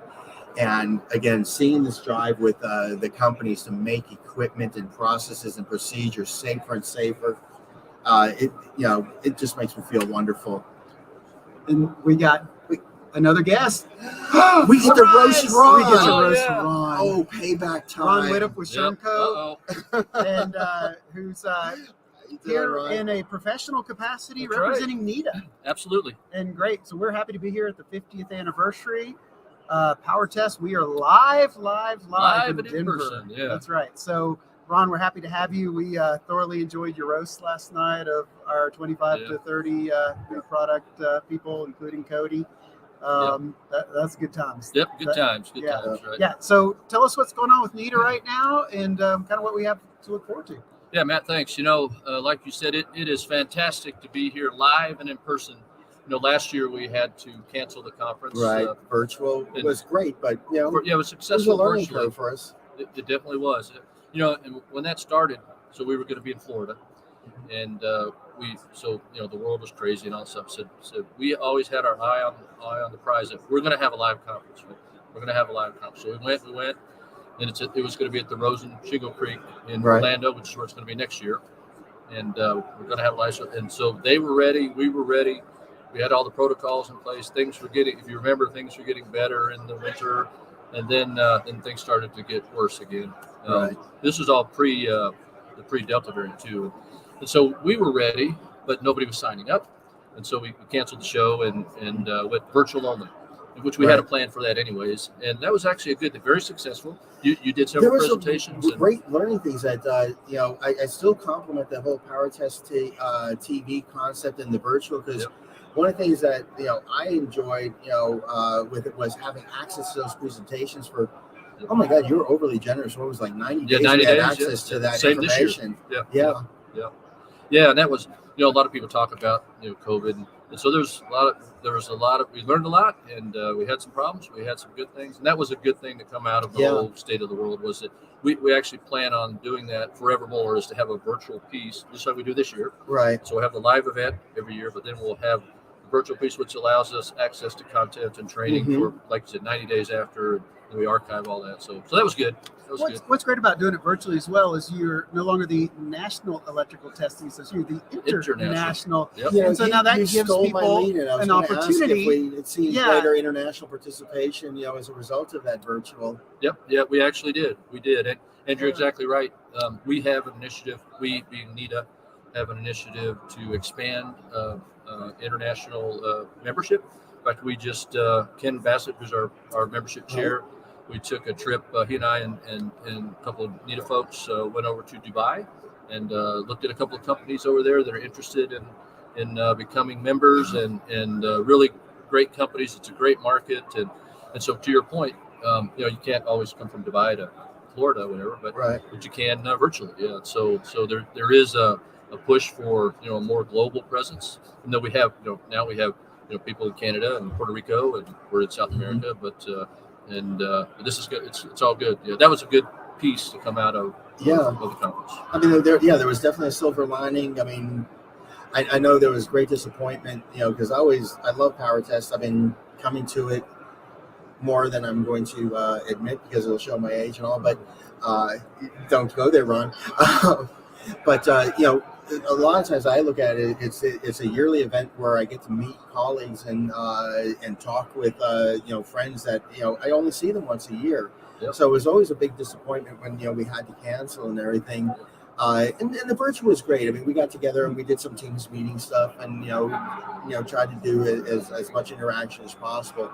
But I will say I was so excited that this year we brought it back. We're interacting in the 50th anniversary year too. and the 50th yeah. anniversary. Yes, We talked about 50 years. For an association to make it that long, that's a big deal and all that. And the motivations in 1972 that we call it the 9 guys of NETA, right? That started the association. They saw a need in industry for standardization of testing techniques and specifications, and so that's what started this very technical focus, and we're still that today.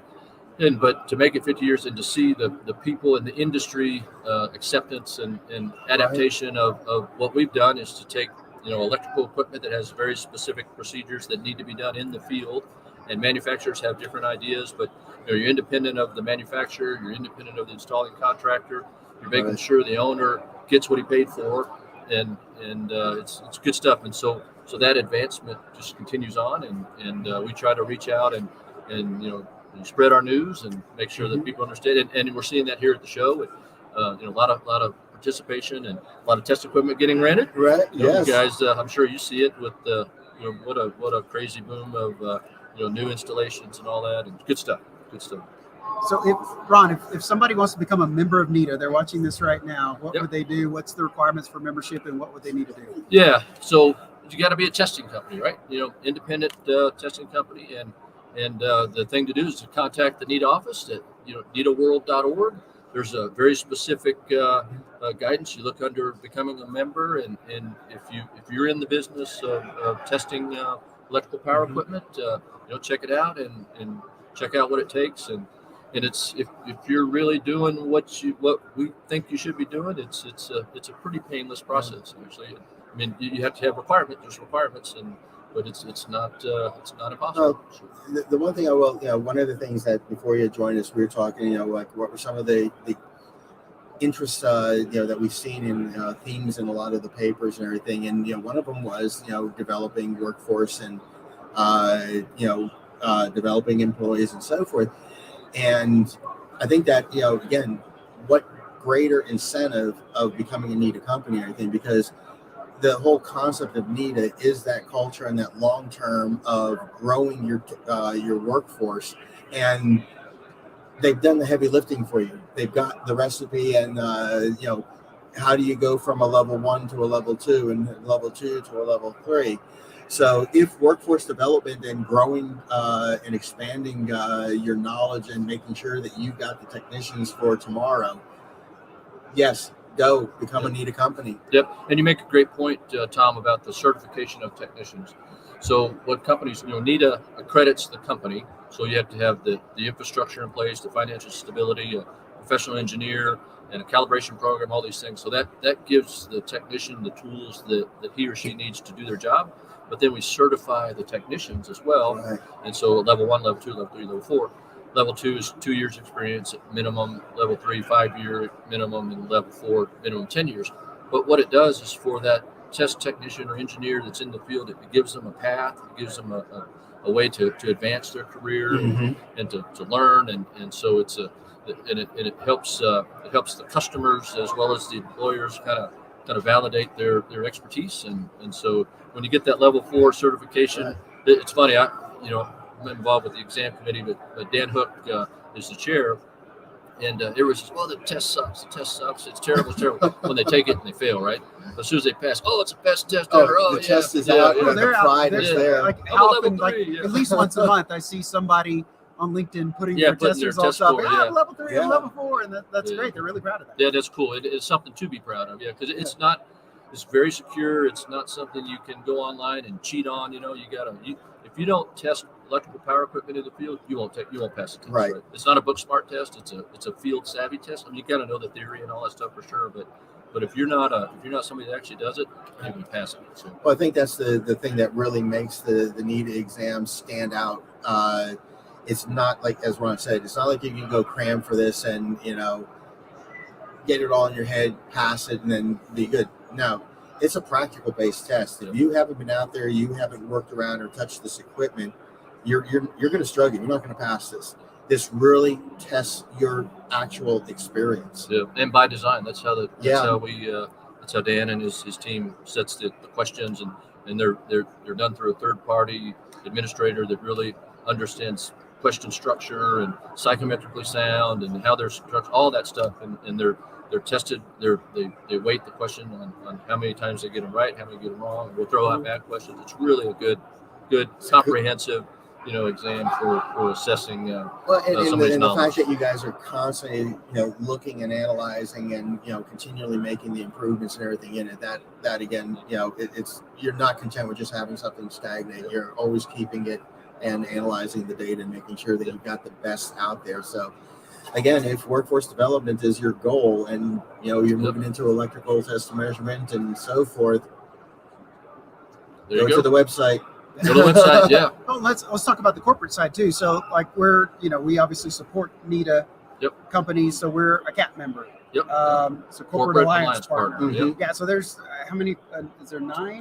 10. Okay, so there's 10 corporate alliance partners. So can you tell us kind of what that involves and then what you need to do to become? Yeah. What Jim Chowdhury came up with this and great ideas. We've got NETA has partners that you guys what you guys do is central and core to what all the NETA accredited companies need, right? And so you come to the conference, you're here, and you're doing all these great things, and so we recognize that. So what we want to do is highlight what Protec does for the NETA companies, and say, hey, here's somebody that is taking the extra step to communicate more and to offer more services and ideas and podcasts and things at the conference.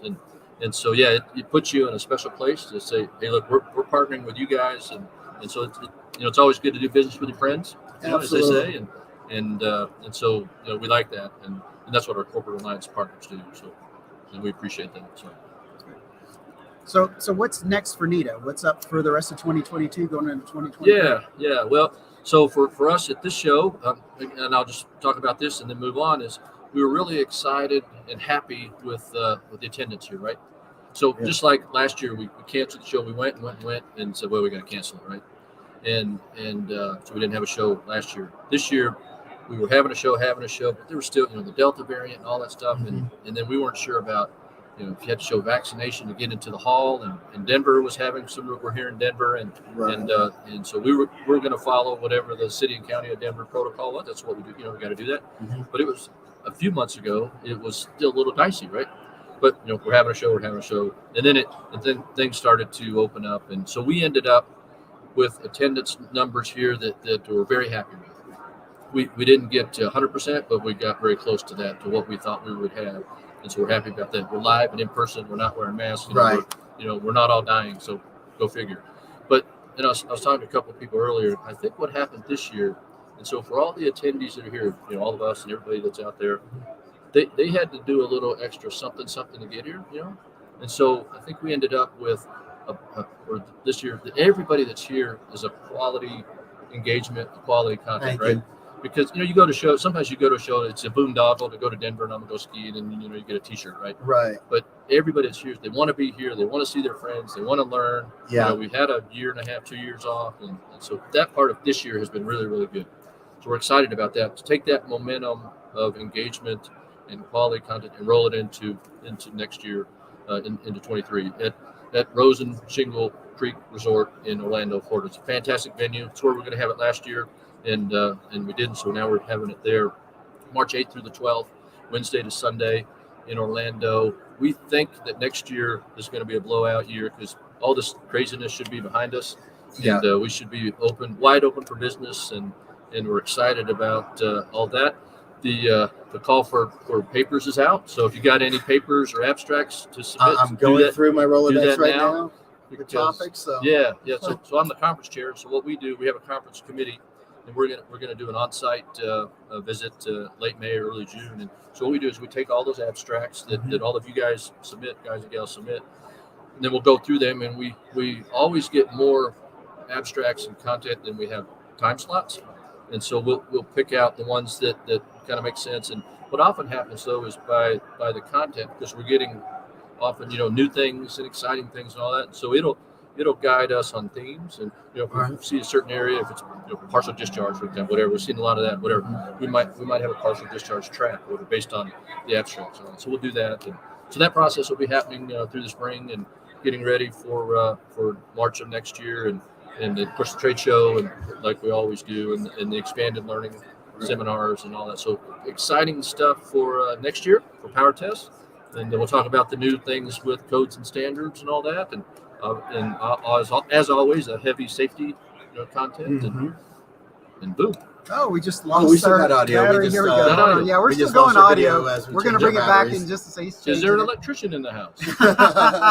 Ron, I don't know if you saw. So we have those light up podiums over there, and all the circuit boards are just going bad in those things. No, really. And like 4 of the 6 of them didn't work. So we got this great picture. We're stringing up those strip lights in there, hanging them on wrapping paper. Oh, and yeah. like, you want to see engineers at work Yeah, there at you 5 go. o'clock trying to get our That's podium fun. lights to light up. That's what it was. But no, we're excited about next year. It's going to be excited about this year. We're halfway through, right? And having really good networking, and that's the thing, man. You just hang out, and somebody at the bar, and you talk about old times, learn something new, and it's good stuff. That's the thing I always strive for every year when I come here. Is this again? It's just all the old friends and colleagues, and then it seems like every year there's 5 more new that you add to your network and everything. And it's a great tight community, and those relationships last beyond the show. Because I remember going back to the day-to-day lives and was like, hey, I sat in on your paper, and do you mind if I don't want to take up too much of your time, but can you review this with me? So those relationships, like I said, it's good stuff. It's a small niche world, and it's a tight community. Yep. And hey, here's a PSA. I'll tell us a lot of guys. You guys said don't burn any bridges, right? You tell somebody working for you, they get mad at you. I said you never know when you might have to run across that bridge, right? So, like you said, it's a tight knit community, and we all do it for the right reasons. I'd say, it's good stuff. So, another thing this year that was exciting, we'll do it next year. We introduced a new award. It's the James R. White Electrical Safety Award. And so, Jim White, legend in electrical training, safety training, and all that, unfortunately passed away this year back in June. And so what NETA decided to do was to recognize somebody in industry that's a leader in electrical safety. And so the safety committee of NETA each year will decide who that person should be to receive that award. We rolled it out this year. We'll do it again next year, and each and every year going forward. And in honor of Jim, but importantly in honor of electrical safety. And so we're doing that this year. And that makes me feel really good, because I've known him almost my entire career. I mean, way back in the old days when we were both with AVO and so forth. And if you open up the dictionary, you go to the term gentleman, you're going to find a picture of Mr. White there. I mean, he's just been a mentor to me all throughout my career. So I'm glad he's being honored in such a wonderful way. Yeah, it's good stuff. Yeah, Jim's a good guy, and so we're doing that going forward, and so that'll be pretty cool. We're hoping that will set up a little sort of secret society of recipients, right? And they'll be able to proudly display the fact that they won the award. So we'll see how that goes. But we're excited about that. So that was new this year for the show. So what do we have left? I know we're halfway through it. We got tonight. Then we got a few more days of learning. Yep, still got a few great hours here at the exhibits, and then this evening we've got a reception, and so again a networking event. We'll have some food and fun and all that's happening at the hotel, and then tomorrow we have which is really cool, the expanded learning seminars, right? And so we're like yesterday we did the technical papers, and we have 45-minute papers, and you can only go through so much in 45 minutes. It goes quick, and you're hitting the highlights and all that stuff. But what it affords us tomorrow is 3.5 hours. You can really dive into the why, get into the nitty gritty. Get into some theory on it and all that stuff. So we're doing that on all manner of subjects, and so we've got that Wednesday, tomorrow, and Thursday. And then Friday, there's an oil Doble sponsoring a laboratory session on Friday for those that wanted to attend. So the other thing about the week is if you're here all week and you're a NETA technician, then we also, because of your attendance and your learnings, you get NETA's technical credit. CTDs, yes. Continuing education credits for NETA certification. You have to have that to maintain your certification. Right. Or if you need CEUs, you can get those as well. So that's tomorrow and Thursday. So good stuff. Fantastic. So we're excited to finish the week strong, and then we're going into 2023 in Orlando in March. Yep. And so we hope to see everybody there for 51st year in NETA. We'll see you there. Great. All right. Thanks. Looking forward. Thanks. Yep. Ron Windup with Tell Shermco. Laura I will definitely do better trying to get my abstracts in on time this year. There's a date on the time. I know. I feel your pain, brother. Yeah. No, thanks a lot. Go have a good show. Great. Thanks. Yeah. Thanks, Ron. Thanks, Ron. Okay, that was Ron Windup, everybody, with Shermco, who's in charge of the NETA conference. So yes, we're looking. It's been a great conference so far. We got a few more hours today. And I mean, we were making our own observations and everything of what's going on here, and it was just an absolute pleasure to have Ron come over to the booth, and particularly as busy as he is, during the NETA event, and he's the chair of it. To take time out of his busy schedule to come on over, sit with us, talk to us, but he confirmed something that I suspected. As I was walking around the hospitality suites and everything last night, I mean, the camaraderie and all was still there. People were enjoying kicking back a pint with a friend and everything. But he made a very good point about this year, the total number might be down, but the people that are here really want to be here. And the quality and the depth of some of the discussions that we were getting into. Again, we were enjoying a nice, relaxed night. We were having a nice glass of wine or a pint with a friend, but the focus and the depth of the conversations was, again, past years I've always enjoyed any social interaction, but you could definitely tell the quality of the people that were here. They're very focused. They're here for a reason. They want to be here this year. Not just to collect the T-shirt, as Ron I got a 50th anniversary T-shirt. You got yourself one? Did you get one? You were too busy talking. I went and got mine while you were talking. I got the 50th anniversary backpack because I'm a speaker this year. That's a nice backpack. It is. It's gorgeous. Yeah. It's going to be one of my pride displays in my office. Oh man, that's been we gave away too. We our welcome kit. Yeah, right? The welcome kit was nice little duffel bag, good to throw in your truck. A lot of nice compliments on it and everything. Catalog was in there, 2022 catalog, right? With our spring revision, we had a nice mug. Beautiful thermal mug. Yeah. I think we had some Baileys in there as well. and some coffee. Don't do that. At least the bags that I got to, I may not have the Baileys in it. But Baileys yeah, I think we a little bag of goodies. We had some good stuff in a beanie, so or toboggan, depending on where you are. Well, and then those bags seem to be a great hit. I mean, I hate to say it, but I actually saw some people from competitive booths helping themselves quite liberally to those bags. So, well, I hope you appreciate the fine quality of handouts and gifts. Okay, well, we'll see what they copy next. Hey, well, what was our friend from Raytheon, our Raytech, that basically said, copying is one of the greatest forms of flattery. If you get copied, that's funny. Like I was.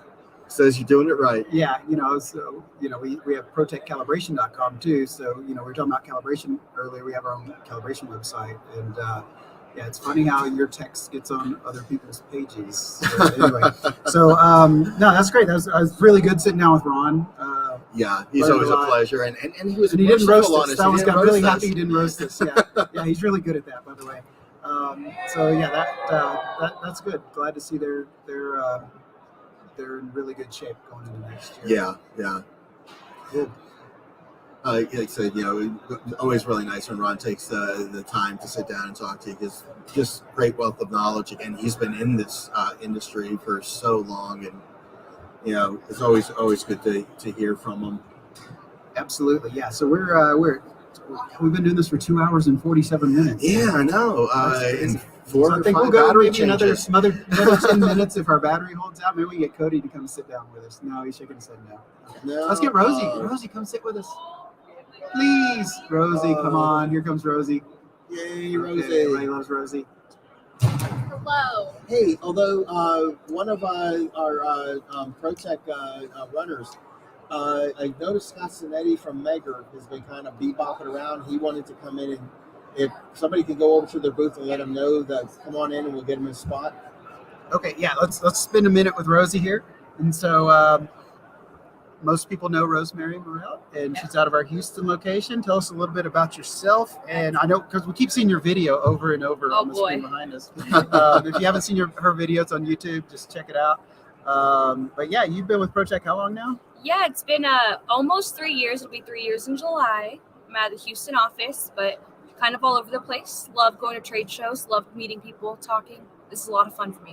Yeah, and Rosie's really good at trade shows as well. So we love having her at trade shows with us. So tell us a little bit about the Houston office and kind of what you're doing out of that office. Yeah, so we have our Houston office. Actually, recently we're going to hire a driver, so I'm offering free pickup and delivery for all calibration units. We have a Cal lab there that just opened up, so I will personally go pick up your equipment, bring it back, calibrate it, and drop it back off to you. You're going to calibrate it yourself? I'm not going to calibrate it, but I'll pick it up. I think we had George is calibrating down there. Yeah, Right? we have George down there, and he is kind of awesome. He is. He spent a long time with Electrorent, Oh, yeah. and so he knows his stuff. So yeah, we're happy to have. We have a great team in Houston. They're great. So you got who else is in your office down there? We got our operations manager, Zoe. He's awesome. He's been with Protec for longer than I've been alive. I don't know.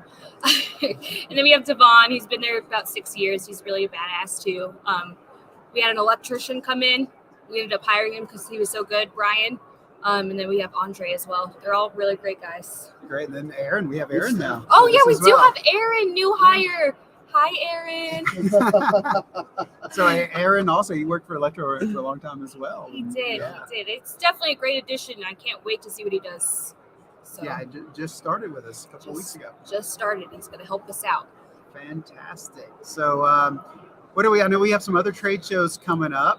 I know we have Doble. Now you're not going to the Doble. I'm not going to be in client. Boston, but Chris Hare and Dan Tracy, that's the A team right there. They'll be out there in Yeah, Boston. we got IEEE. Are you going to IEEE in that in Louisiana? I think New Orleans. I I- don't think we got that far in our scheduling, but I'm not sure, but I'm always down to there's go to something NOLA. else happening in New Orleans soon that we're gonna send you to. So, Okay, are you ready? love it. Love New Orleans, any time of year, that's a great venue. Oh yeah. Cool. Yeah. So I think what have you seen in the last couple months with your clients versus like going through 2 years of COVID? Well, really, this industry never really had too much of a slowdown. It has been changed. I know a lot of the guys can't even get on job sites without a negative test or a vaccine or something like that. So it's changed that way, but really nothing's slowed down per se. Work still needs to get done. Just hard getting into a conference now. Yeah. So that's Yeah, great. I mean that's great too, because again, I was working for a service company during a great deal of the pandemic, and the electrical infrastructure has to function. Yeah. So nothing ever got canceled. I mean, there were delays while people figured out how to bring the workers onto the sites in a safe manner, and how to control the spread during those times and everything. But it's the one beautiful thing about electricity. Everybody wants it, everybody needs it, and it has to be reliable. Yeah, we found that out in Texas last year, didn't we? So cool, awesome. So one last question for Rosie. Rosie loves giving out swag, or as my 9-year-old daughter calls it, merch. So yeah, so what's your favorite piece of Protec merch? Well, right now, favorite piece of Protec merch is the screwdrivers. I know it's the small. little It's tiny small. screwdriver. Everybody Do likes I have one? screwdrivers. You I have switch one to somewhere. it's a Oh, wait, here flathead. it is. It's both. I got it right here in Oh. my pocket. There you go. See, I Look keep at that. one in my pocket. Oh wait, flathead. It's great, Oh, no, wait, and it's so Phillips. small, but it's something that everybody could have. But if you flew here, do not take it on your carry-on. Oh. TSA will have the greatest swags. Seriously? It'll be fine. Yeah. I have You mine. cannot take I screwdrivers I and carry stuff them in on my an purse. aircraft. Oh well, I'll stick by. I carry I in my learned it purse the hard way. I all lost some the good time. swag that way. Okay, thanks Rosie for stopping by, Thanks, y'all. and appreciate working with you. She's a lot of fun to work with, guys. And if you need anything in Houston, call Rosie. Thanks. Bye. Bye. Okay, hey, Scott's, All right, I Scott's think we have, lurking in the shadows. Another guest coming over from the Megger Company. Thank you, gentlemen. Mr. Scott Sandri, welcome to the broadcast. Thank you so much. Now, Scott and I, we've known each other, and I'm not even going to date us by how many years we've known one another. So, absolute pleasure to have him on over here. Recently back with the Megger Company. And what are you doing for Megger? Right now, I'm in charge of, I'm an area sales manager for the cable fault and cable diagnostics product line in the central region, which covers anywhere from Texas all the way up to Minnesota. A lot of great products that have changed since my last tenure at Megger, all in the right direction. One that I'm really excited about is a TDM 4540. It's a partial discharge tester. Actually, it's a DC, it's a VLF, there's a cosine rectangular, and does the DAC. It's a phenomenal instrument. I've used other instruments in the past, and believe me, this has got me sold. I've done a lot of PD work in my past life. Mm-hmm. And this one I'm standing by. This is the cat's meow. Well, I mean, considering the service company that we were working for and everything, and all of the offline PD that you were heading up and pioneering and everything, that's pretty good credits. That if you're saying this is the one you're going to stand by and this is the one you pick. I've done a lot of industrial. I've done a lot of wind farms, and this one here has got me sold 100%. I'm just overwhelmed, and I just need to get it out there and get it more out there in everybody's hands to see it and actually experience it. Well, like the one comment you made about on the power supply, that you're not limited or hampered by technology. I mean, you've got DC if you want to do conventional proof testing. You've got cosine rectangular, 0.1 hertz. You've got the damped AC. Right. So it's like all of the technologies and alternative power supply choices for doing offline PD seems to all be built into this product. You're absolutely correct, Tom. And one benefit that it does have, it has an internal 10 delta set. And if you're hard set on doing 0.1 hertz, if you're doing a withstand test on a long cable, say 2 or 3 miles, that frequency is going to change. With this unit here, with the booster supply, that stays constant at 0.1 hertz. So you stay at your VLF frequency. If you're tied to the 0.1 hertz, you're not convinced on anything else for doing offline partial discharge. You still have that option as well. You brought up a really interesting point when you said about the long runs of cable and being able to hold it at the 0.1 hertz. And that, I'm not sure if everybody appreciates the significance of that, but if you really go to the IEEE 400.2 and you look at the tables of merit, for qualifying your data and everything, all of that is based on 0.1 hertz. So if you've got to drop down to 0.05 or to 0.02, because of the frequency change, your 10 delta numbers are going to calculate out higher.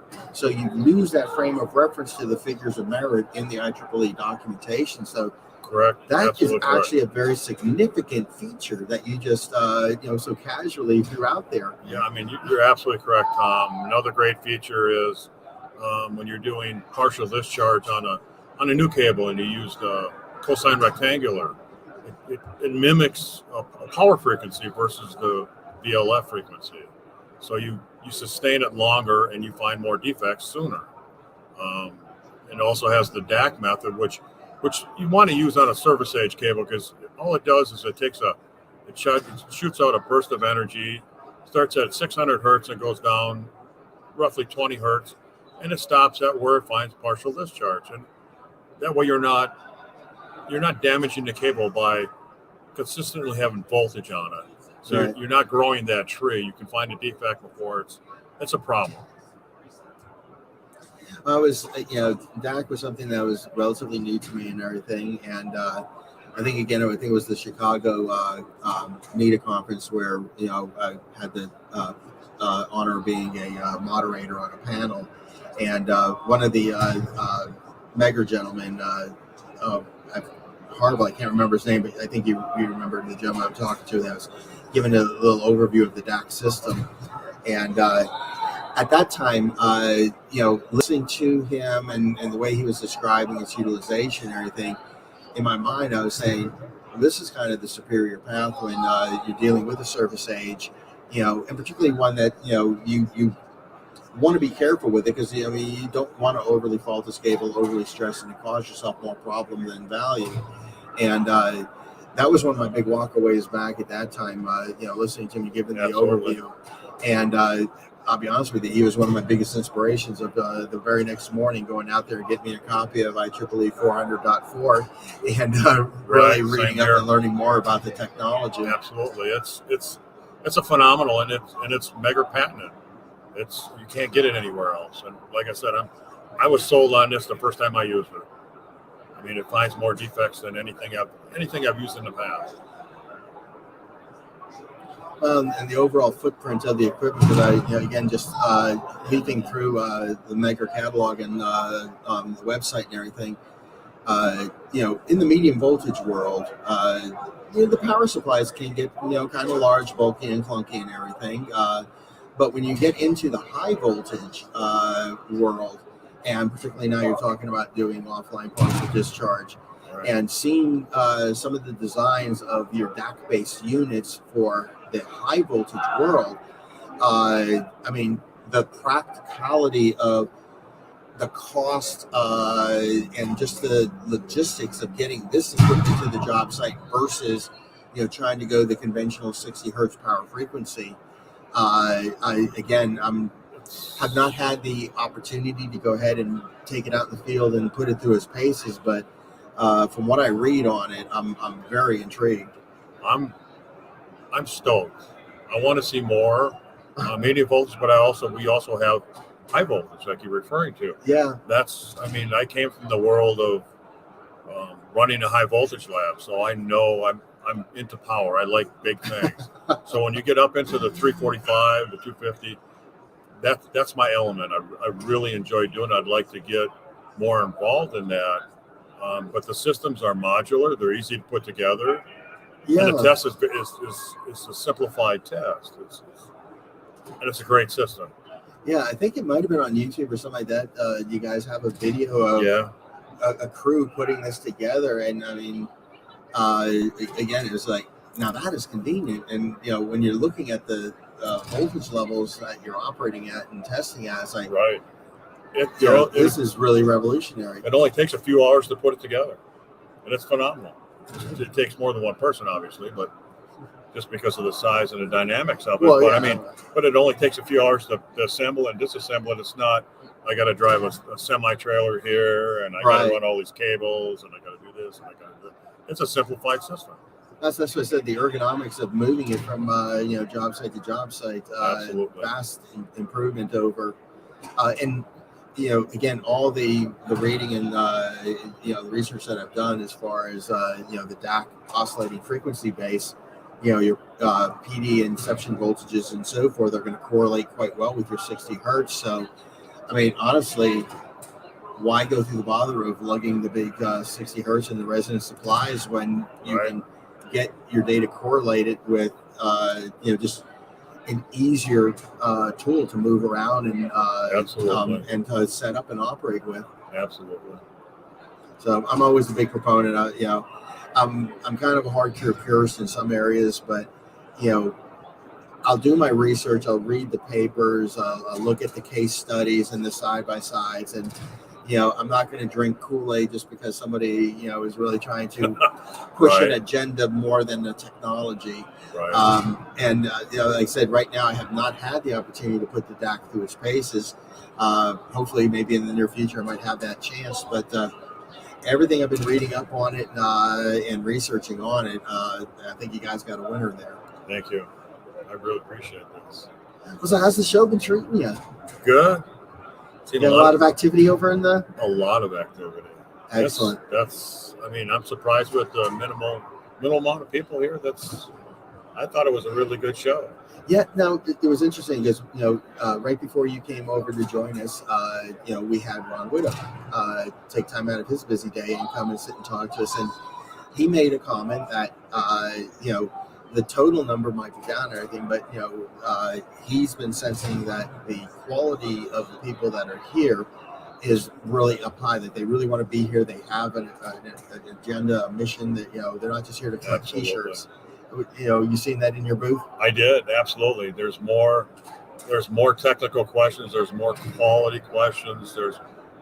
You can see it in what they're asking versus picking up a pen, picking up a glass, picking up a T-shirt. Yeah. It's picking up the trinkets for the grandkids versus really trying to get information. Exactly, and the quality of the vendors that are here are just phenomenal too. I mean, they set their best to do this stuff, and like you said, the quality of the people that are here for a reason, and it's good interaction. That's great. I expect we'll be seeing you at Power Bash tonight. You will make a honorary appearance there. Absolutely. All right. Well, we'll catch up at you at that point. But Scott, as always, thank you so much. Thank you, guys. We'll see Scott after Power Bash as well. Like last night, yeah. Now, one of the reasons why Scott is one of my dearest friends and everything is because we are older, mature gentlemen. We don't howl at the moon anymore.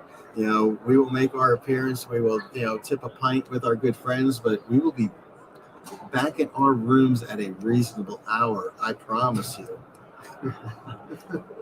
Yeah, it's funny when you get older. It's like, 10 o'clock, we're still awake. When you get more experienced. So I think we're over 3 hours now. I think we're almost out of battery. We're down to our last battery. So yeah, we don't have much more left. So I think we're going to wrap it up here. Any final thoughts? Again, we touched base on so many wonderful topics. I'm going to kind of close out since, again, one of my tracks tomorrow is going to be on the developing workforce and everything that goes into it. In dealing with the paradigm changes that have occurred as a result of the pandemic and so forth. So I'm going to kind of close out again, in honor of the 50-year anniversary of NETA and everything that NETA stands for. Again, I shared this with Ron, and I'm going to reshare it with you.